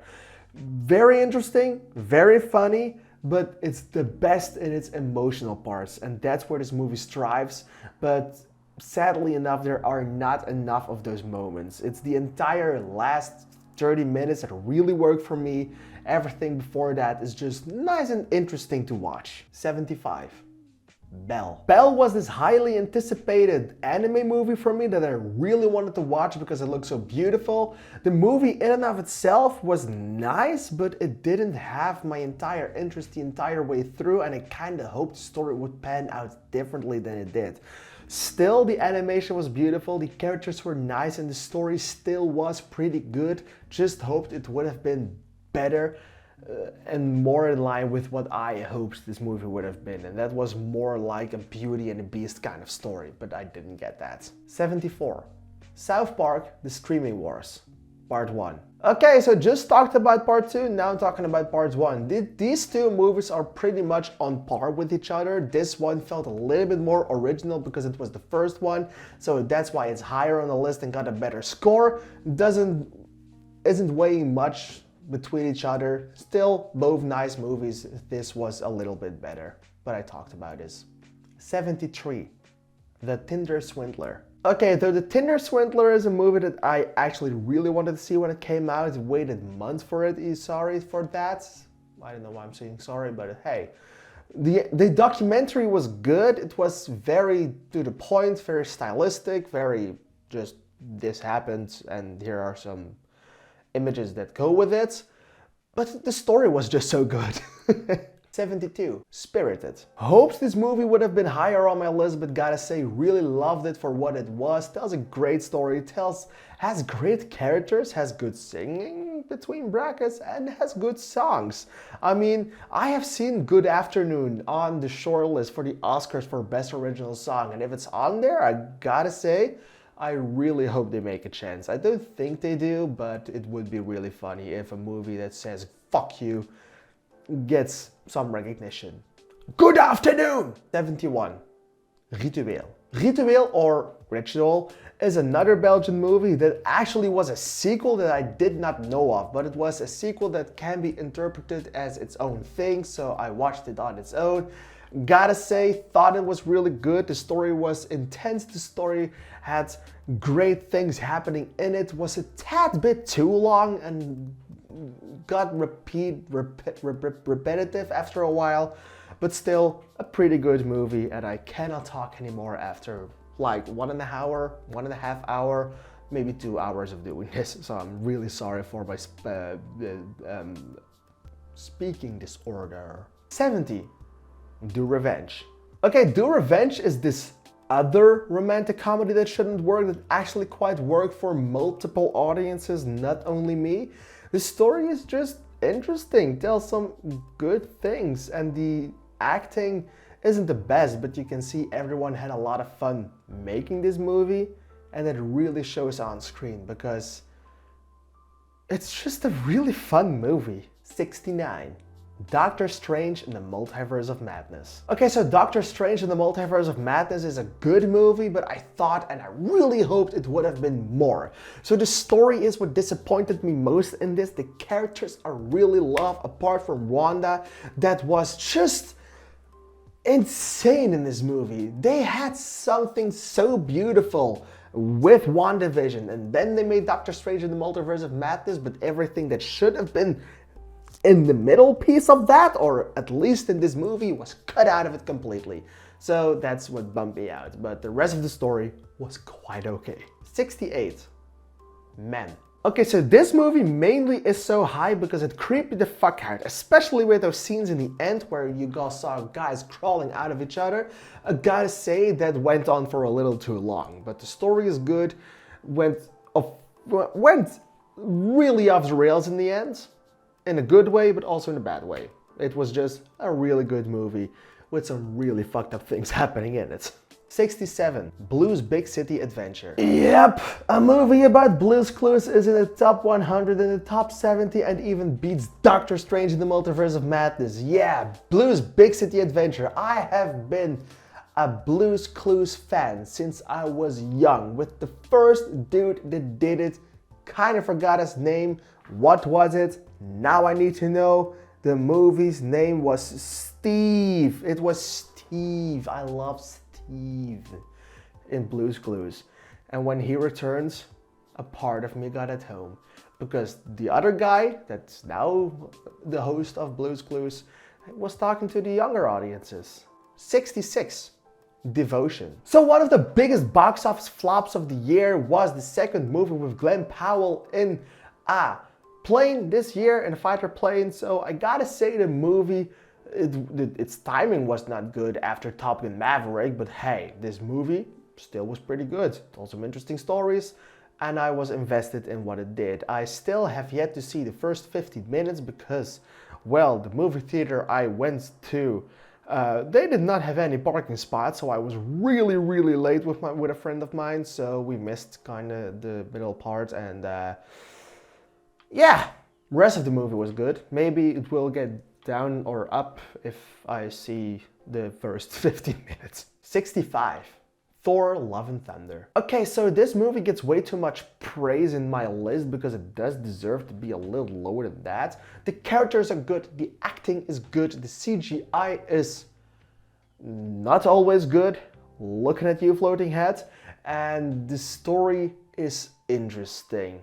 It could have been better, but it's just the focus of this movie that's awful. I mean, there's way too much humor that didn't work, but somehow I did like the goats. So 3 stars for the 64. Sonic the Hedgehog 2. Okay, so I am a lifelong Sonic the Hedgehog fan, so when this movie was released and it had Tails and Knuckles and Jim Carrey as Dr. Eggman, I was really invested and I was loving the living shit out of it. I had a good time watching this movie in the movie theater, thought it built up on things that the first movie did, and it was better in the end, and yet it had an end credit scene, and that had me raving for more. So yeah, Sonic the Hedgehog 2 is awesome. 63.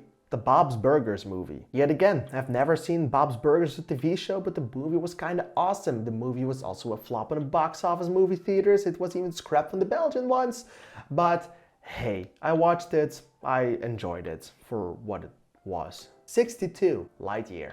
Okay, so Lightyear, was really good in its story, its animation, its characters and everything else, but it had a lot missing from me. It's mainly because everything was built so good in this movie that I have actually given it a great score, because my stars for it are just 3 mediocre. I liked it for what it was, but it could have been so much more and it was missing so much. And I don't know why, because everything is good. This movie is difficult because everything is good, but it just did not hit one personal feeling for me. Not even one. 61.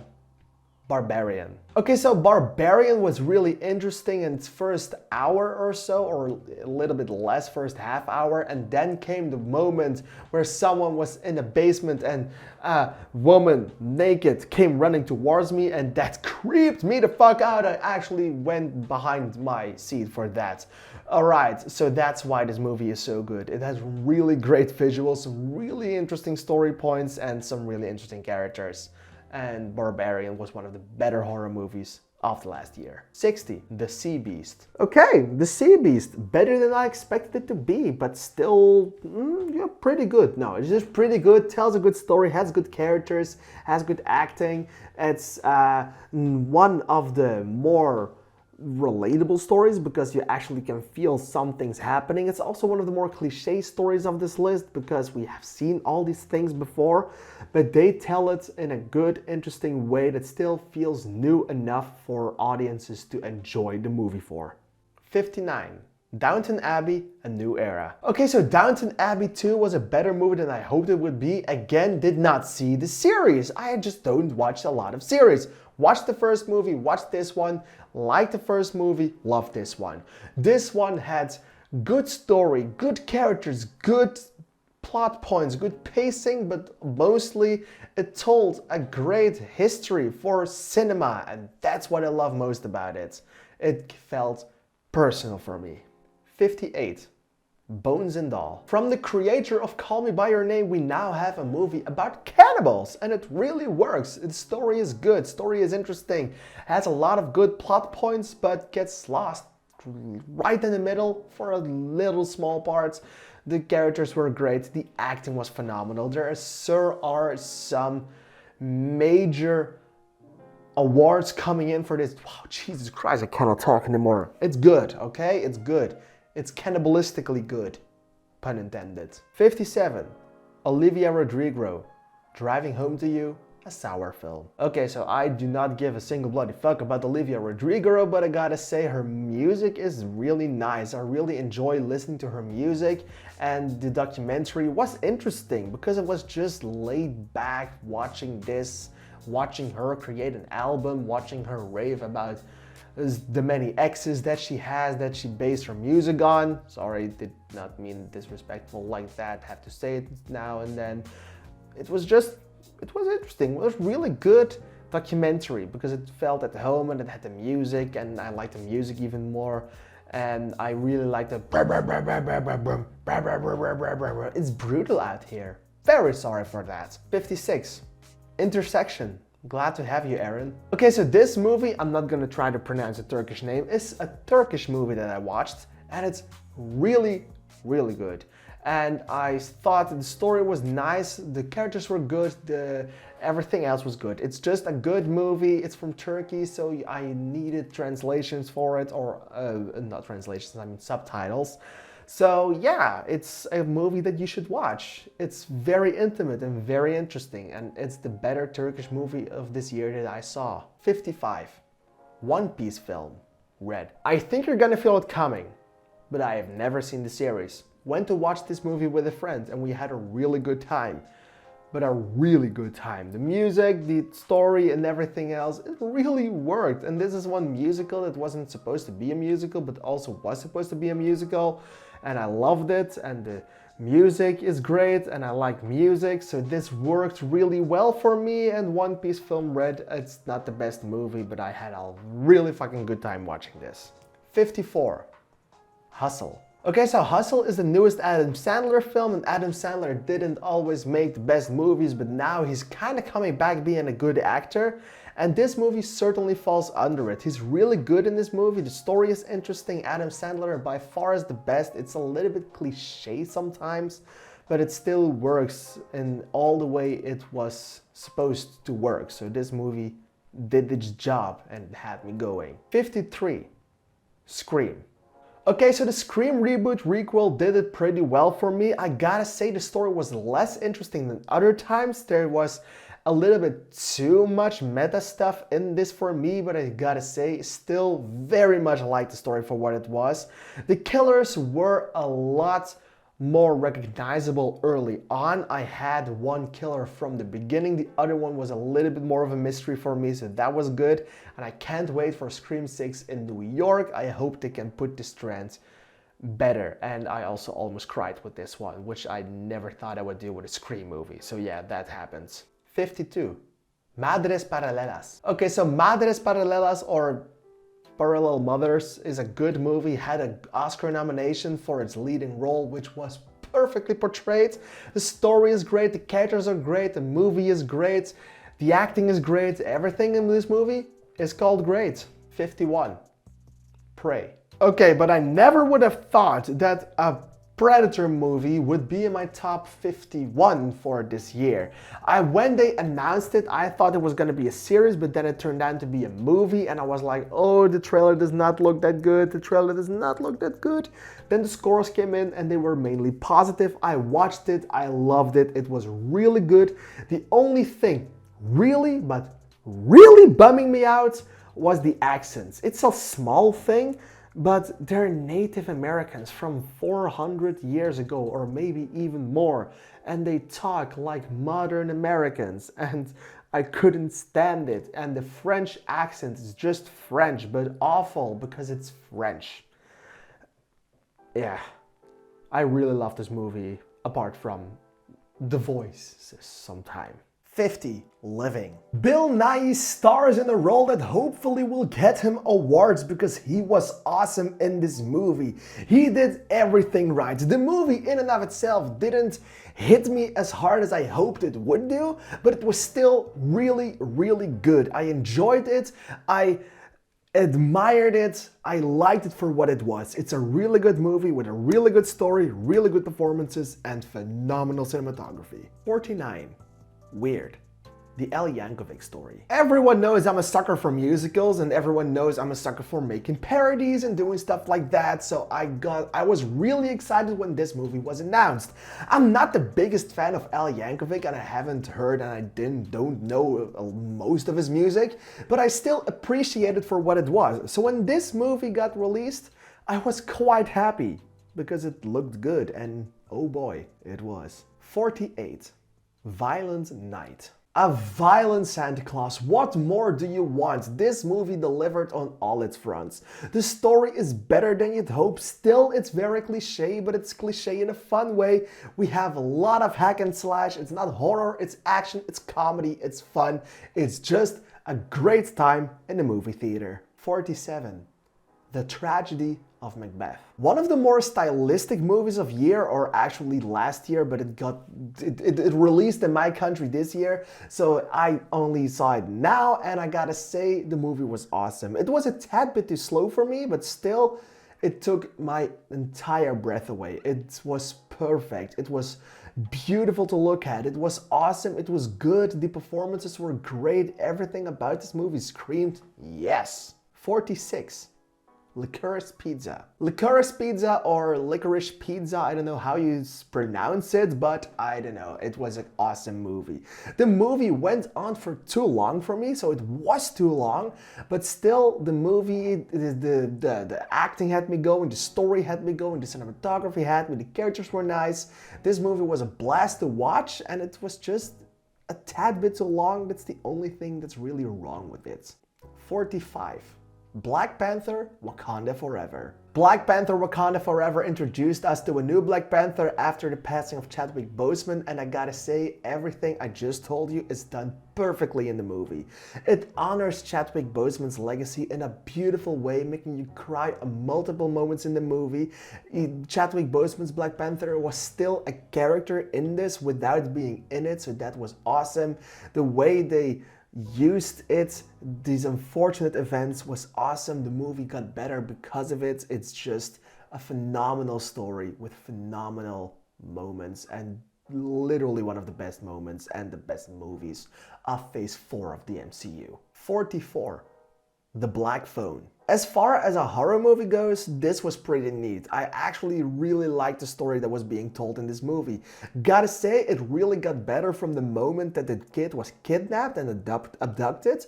That was the moment this movie really started, and it took quite some time to get to that moment. The build-up of the movie is way too long. Everything else and the payoff, well, it does pay off in a good way. 43. Fresh. Alright, I know what to tell you. Fresh is about cannibals, and it's good in every way. The story is awesome, the acting is good, the characters are great, and the idea behind this movie is weird, but still very good, because you actually made me care about a movie about cannibals.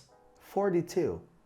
The House. Alright, not really a big movie, but mostly still one big story based in 3 separate stories. Made this movie kinda okay for the most parts, but really great if you look at it from a technical standpoint and a story standpoint, because we have these 3 mini movies, those 3 short movies splattered in this movie, and it really works well individually, but also not that good because the one story is so much better than the other, but it's the overarching line that made this movie as great as it is. It's a must watch for everyone who loves this kind of stop motion animation and loves horror and loves everything about short movies interconnecting with each other, because that's what this is. 41. The Guardians of the Galaxy Holiday Special. Okay, so the Guardians of the Galaxy Holiday Special was just on the sideline of being acceptable into this list. It's 45 minutes long, it's funny, it's good, it's really awesome, the music is again great, the characters are great, everyone has moments to stand out. It's really funny, may I not have told you that before. It's just a really good special. James Gunn is perfectly with this does everything perfect with his characters, and it's just awesome all the way. 40. Red Rocket. Okay, I really love the Florida project from this director, and then he made Red Rocket, so yeah, of course I had to see it. But when I saw it, there was just something missing for me. And it's not a big deal because I still love the movie as it is very good, but it was no Florida project for me. This movie, it's great, it's awesome, it tells an awesome story, and it makes you root for absolutely no one, which was interesting. But hey, that's what we get, and that's what we ended up with, and I liked it. 39. Flee. Flee is an animated documentary about a man fleeing from Afghanistan to Denmark, and the movie is great in all its aspects. It lets this man tell a story in a way that is so interesting, but to keep his anonymity, they made sure that the animation took the entire story, elevating what was being told and making it easier to understand for younger audiences. So everyone can see this movie and learn a big important lesson from it. 38. Elvis. Don't get me wrong, this movie, I think it's pretty damn good. I know it has a lot of people kind of on the sideline, but I am just a sucker for this kind of story, so yeah, I loved it. The only thing wrong with it, for me, in my opinion, is the fact that it really got me a headache in the beginning. It was a style choice, and it's Baz Luhrmann at the helm, so of course we're gonna get it.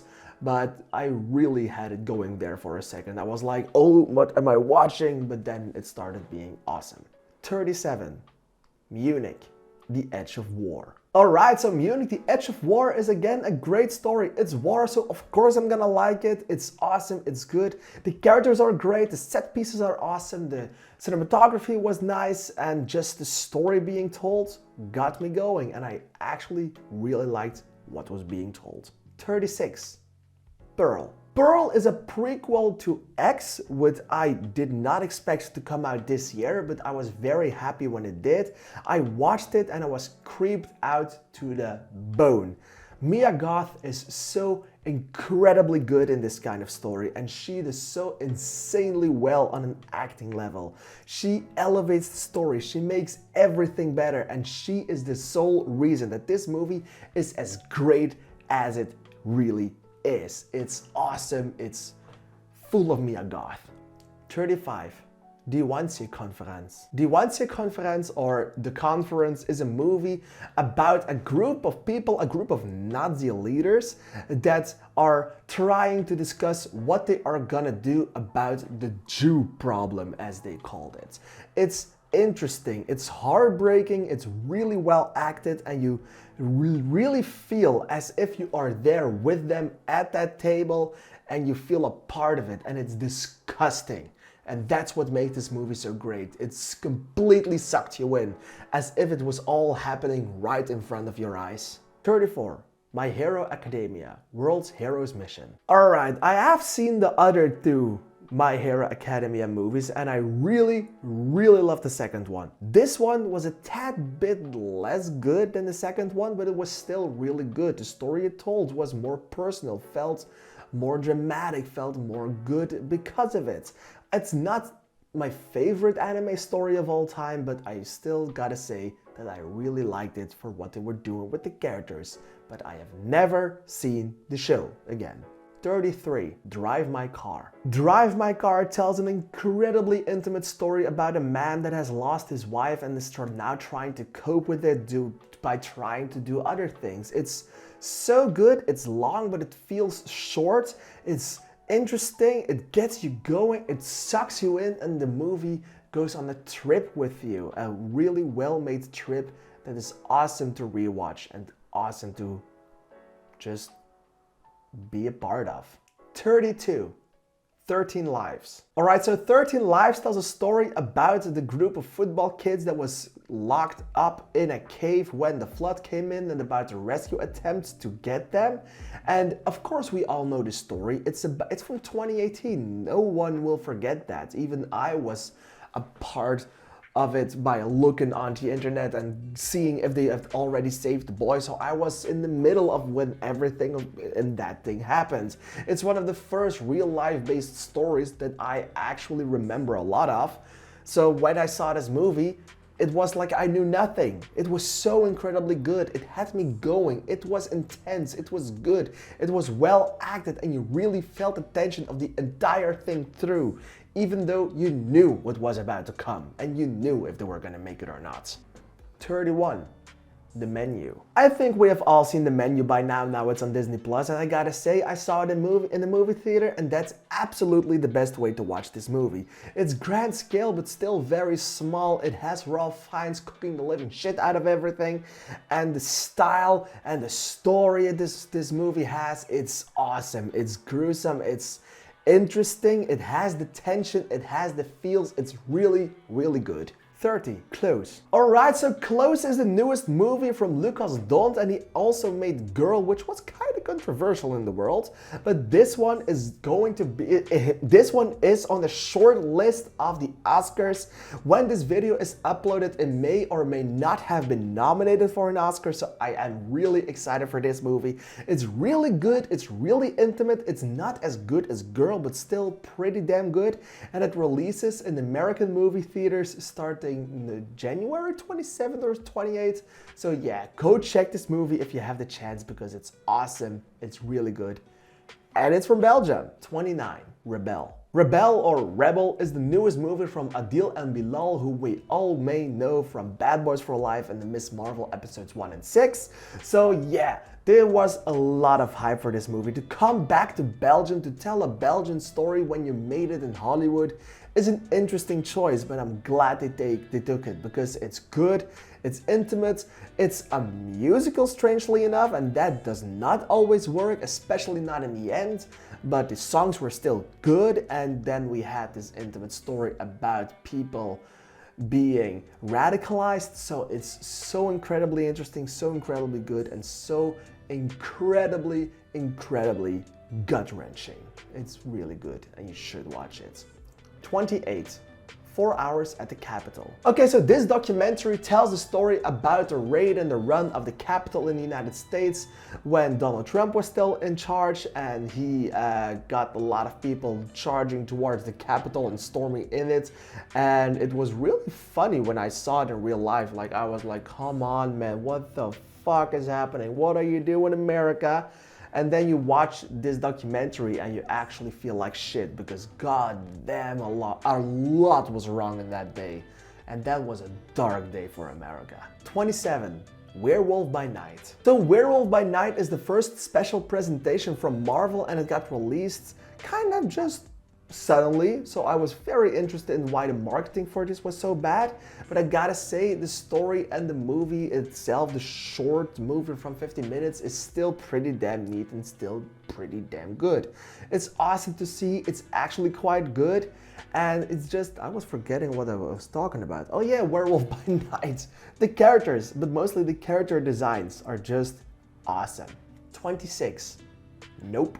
Okay, so strangely enough, I wasn't the biggest fan of this movie. I really liked the most aspects of it, and I really liked the acting, I really liked the story, I really liked the characters and everything. It's just, it did not hit me in this emotional level that Get Out and Us did for me. So that was a kind of a bummer, but still the movie is pretty fucking good. It's awesome to see, its designs were awesome, its characters were great, and the story and the acting was just phenomenal. 25. Le Auto Montagne. Alright, so Felix van Groeningen returns after A Beautiful Boy, after some other movies. Where is my voice gone? Oh my god. And he made this movie based on an Italian man living in the mountains. And it's intimate, it tells a great story, and reaching in at the top 25, it must say that it's really good. And I actually enjoyed so much of this movie. It's intimate, and that is everything this movie needed. 24. Nightmare Alley. You know, I gotta say, when watching this movie, I did not even realize it was Guillermo del Toro I was watching. But I said to a friend that was watching the movie with me, like, hey, this has a really great Guillermo del Toro style. And then he said to me, but dude, this movie is Guillermo del Toro. And I was like, what? Because this movie is awesome. It tells a great story. It's a tad way too long. And it's fantastical. It's dark, it's gritty, and it's good. It's a remake from a movie I have never seen before, but this one made me excited to maybe sometimes ever watch that one. It's incredibly good. 23. Zillion. So Zillion is one of the last Belgian movies in this list, and this one is great as well. It tells the story about a disco in Belgium, in Antwerp, that had a lot to do with drugs, with partying, with money, with blackmailing, with everything else. This movie is just a party to watch, and it's awesome, it's great. The acting is good, the story and the way this movie is set up really work well for everything considered, and I loved it deeply. 22. Cyrano. Okay, so the original story for this movie is a man with a crooked nose, but they changed it to a man being small and casting Peter Dinklage in its main title. Gotta say, really liked that idea. They made it a musical, really liked that idea. They made it a movie built in that time period. Really liked that idea. This is just one of those movies that no matter what happened in it, I was gonna be really happy with it. 21. The Woman King. The Woman King is an interesting story. It felt like a blockbuster but was still a little bit of art house. It tells a great story about an important time in history, and it's interesting. And if, yeah, I know it wasn't that accurate, but it also was, and it was a lot wrong with the story for this, but I still liked it for what they did. It kind of felt like a fictionalized story of a real happening tale, and it was good because of it, and the acting is great, and the story being told is awesome, and I was really feeling this movie. And I saw it at a sneak peek, so I didn't know I was gonna watch it, so that made my excitement even more and even bigger when it was that movie that I was gonna watch a few weeks before it actually came out elsewhere else. 20. King Richard. You know, I gotta say, I was really happy when this movie flew out of my top 10 and out of my top 10 16, because, well, this movie slaps harder than Will Smith slapped the shit out of Chris Rock. Yeah, we're still talking about that. And the movie itself, it's great. It really tells a good story. It's logical why Will Smith got that Oscar. Wished he would have given it back after he slapped the living shit out of Chris Rock, but hey, that's just me. I liked the movie for what it was. It was a really, really good movie with some awesome acting and a great story. 19. Bodies, Bodies, Bodies. I have always loved a good slasher slash a good comedy slash a good whodunit, and this movie brought it all. It was annoying to watch because those characters are insanely retarded, most of them, and seeing them scream and seeing them do these stupid things is so incredibly funny. And then the movie ended with the biggest plot twist in history, and it was so incredibly good, and I laughed my entire ass off. And if this movie would have made my top 10, I would have not been surprised, because this movie was just great. 18. Harry Potter 20th Anniversary, Return to Hogwarts. The first movie of the year remained in my top 10 for a really, really long time, and rightfully so. The story it tells is interesting and good because it's a documentary, and we get back and they go back to these great moments in the history of the movie making of Harry Potter. And I gotta say, I knew a lot already because I just know everything about it, but still seeing them talk so passionately about it really elevated everything and really made me cry when Ruby is Hagrid, when Robbie Coltrane said, "I won't be here sadly, but Hagrid will." Rest in peace, Robbie Coltrane. 17. Triangle of Sadness. Okay, when I went to watch this movie, I did not expect this to happen. I did not know anything about this movie. I didn't know what it was going to be about. I just knew that it existed and I wanted to see it. And then they made me care about two rich fucking idiots talking and discussing a bill at a restaurant, and the scene went on like for 20 minutes, and it was awesome. Then we got on that boat and it was even better, and then they made sure that my food was not staying in my stomach, and it was still awesome. And then we had an entire other movie on an island, and also that was great. Maybe a bit too long, but everything about this movie was ballsy, was good, was funny, was great. 16. All Quiet on the Western Front. Alright, so we're down at the top 16. I have already talked about all those movies deeply in another video, but still I really want to talk about some of these because they are just really awesome. And let's start with this one. All Quiet on the Western Front is at number 16. The last video or the last movie to be announced in my best movies of 2022, and that's because it's awesome. It's really good. It tells a great story and it deserves all the awards it's gonna get for it. But still, I was a little bit sleepy that day, so I had difficulties staying awake, and that's something that maybe took my enjoyment down a little bit, but I am sure of it that when I watch this movie again, it will be a 5 stars. 15, Sea of Time. So Sea of Time is a Dutch movie that's actually quite cliche if you think about it. It's still good and it's still awesome, and the acting for this movie is just phenomenal, but it's a story that we have seen before.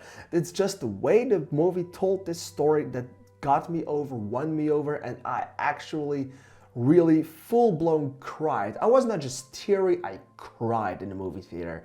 I just care for kids and dogs and everything else in movies. So when you hurt them, I'm hurted. And this movie did that tremendously. 14. Puss in Boots: The Last Wish. Who is your favorite fearless hero? It's Puss in Boots, because this movie, when it was announced, I was like, oh fucking damn, what are you doing? And then this movie got released and I was like, yeah! I have seen it twice now. It's so incredibly good. It may be my favorite animated movie of the year by far, maybe from the last few fucking years. It's so incredibly good. It's so incredibly nice. It has these mature things in it and these mature ideas that they make work well for a family kids movie, and it's impressive to see.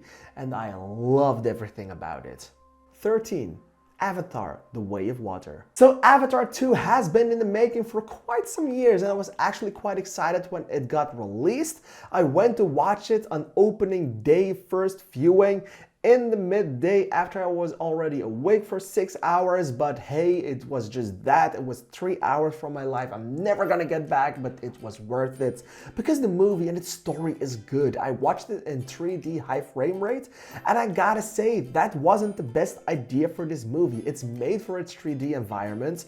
It's awesome in its 3D environments, but after I saw some clips of the 2D version, I really want to see the 2D one, because I have heard people complaining about how the 3D version of the movie looked like a fucking game, and that's mainly because of the high frame rate. So I really want to watch it in a 24 FPS 2D one. It's something I have to do. 12.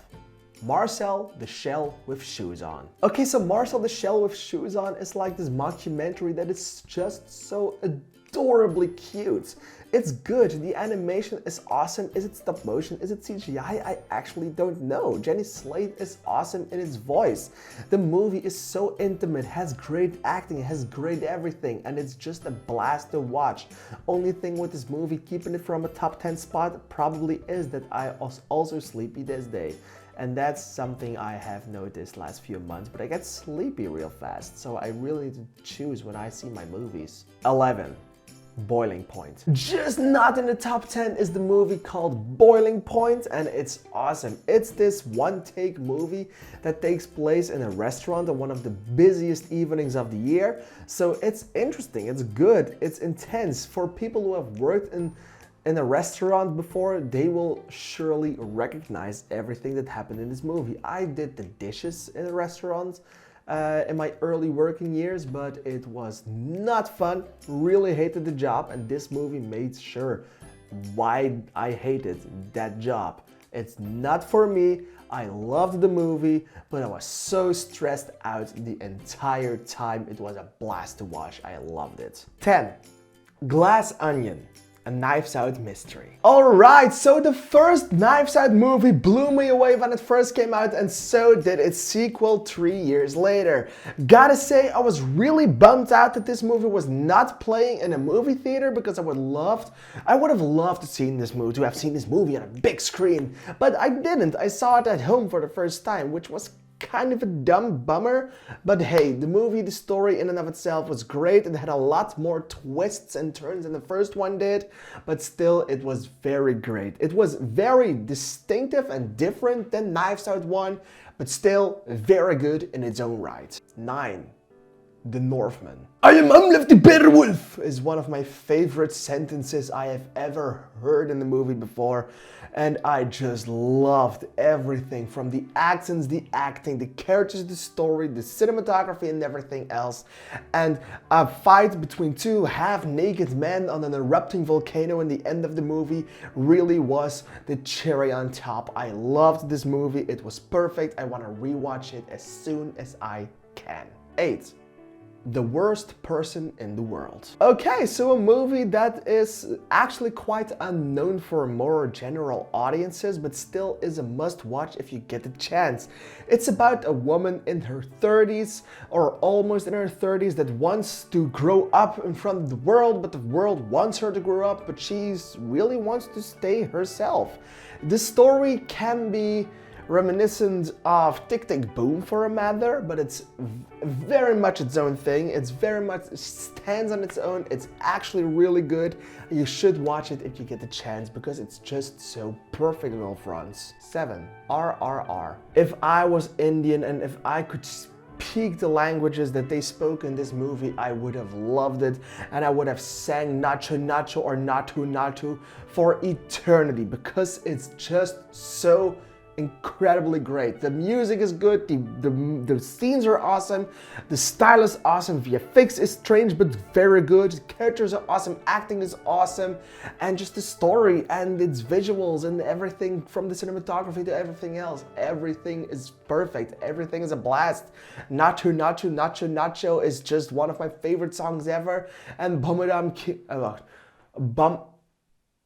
Kamaram B Mudo, I think, is one of my empowerment songs that are out there. So yeah, I loved RRR, Rise, Roar, Revolt. 6. The Fallout. I don't know what to tell you. It's Jenna Ortega and a very intimate story about a school shooting in America and the girl who has to deal with the consequences of having suffered from a school shooting. It's very good, it's very intimate. Jenna Ortega plays this character with such joy and with such care that you cannot do anything else than just love it. It's awesome, it's good, it's funny, it's heartbreaking, it's gut-wrenching, it's everything you want from this story. It's perfect. 5. Top Gun Maverick. I mean, who would have thought that this movie would be as awesome and great as it was? This had everything. It had the right style, it had the right everything. It was awesome, it was good. I felt the power, I felt the need for speed, I felt everything, and I saw it again in 4DX and everything became even better. Everything is just perfect in this movie and I loved every single second of it. 4. Jackass Forever. As I said with Jackass 4.5, if you can remember that, this movie is just awesome. I watched it twice in the theater and I watched it twice with a great audience and we were laughing, we were crying, we were trying not to vomit up our food, and it was just an awesome night twice in a row. So yeah, I loved this movie. Watching it with an audience that was knowing what they were gonna expect in a full packed theater was one of the best things I could have ever done. I loved Jackass Forever and I just bought it on Blu-ray. 3. The Batman. Alright, so there it is, the last superhero movie of this year, The Batman. Delivered on every level. It was grand scale, it was also small scale. It was a Bruce Wayne story more than it was a Batman story, which was interesting but very, very welcome. The acting was awesome, the style and grittiness of it all was awesome. Story and characters were great, cinematography was good, and I loved the style and the vibe this movie gave me. And I watched it in IMAX. 2.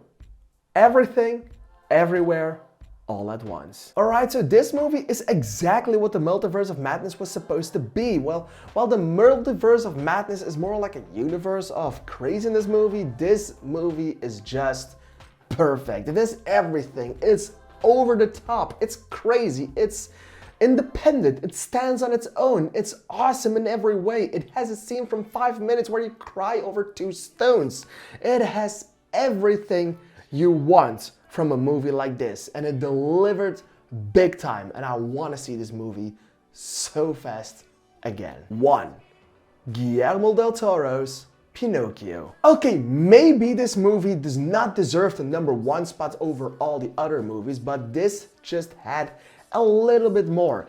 It had me going, it had me crying, it had me singing the songs, it had me with the characters, with the storytelling, with the changes they made to the Pinocchio story.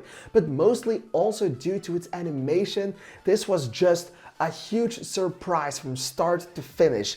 Even Pinocchio starts out as annoying as you can have him, but he turns out to be great. Setting this in World War II era Italy was awesome, in Mussolini Empire. It was incredibly great, and it was incredibly inventive and incredibly new in a year with 3 Pinocchio movies where one of them is at the bottom of the list and one of them is almost at the bottom of the list. I am so glad we also got a Pinocchio story at the complete top of this list, topping off all the 216 movies I have seen this year.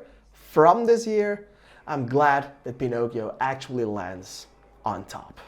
And that's it, guys. I have recorded over 3 hours for this video. I do not have a single clue how much of that is left, but I am tired. I filmed this over 5 days. I'm so happy it's over and I can finally bring it out to you guys. Have you watched the entire thing? Be honest, because I can look into my analytics and look it up. Did you watch the entire thing? Was it worth the wait? Was it worth the presumably 2 hours that you are watching this? Well, let me know in the comments down below, because I do think I deserve to hear your opinion if I should do this next year as well. And then, I usually don't ask it a lot, but please, if you watched even a portion of this video, think about what I did to get this to you guys. I did it with all the honor and with all my pleasure. But please, if you like this video, give it a thumbs up. I ask it at the end of the video, because you have now seen the video. You can also think if you liked it or not. So yeah, see you in the next one. Thank you for watching, and let's go to the ultimate fantastic ranking movie of 2023 next year.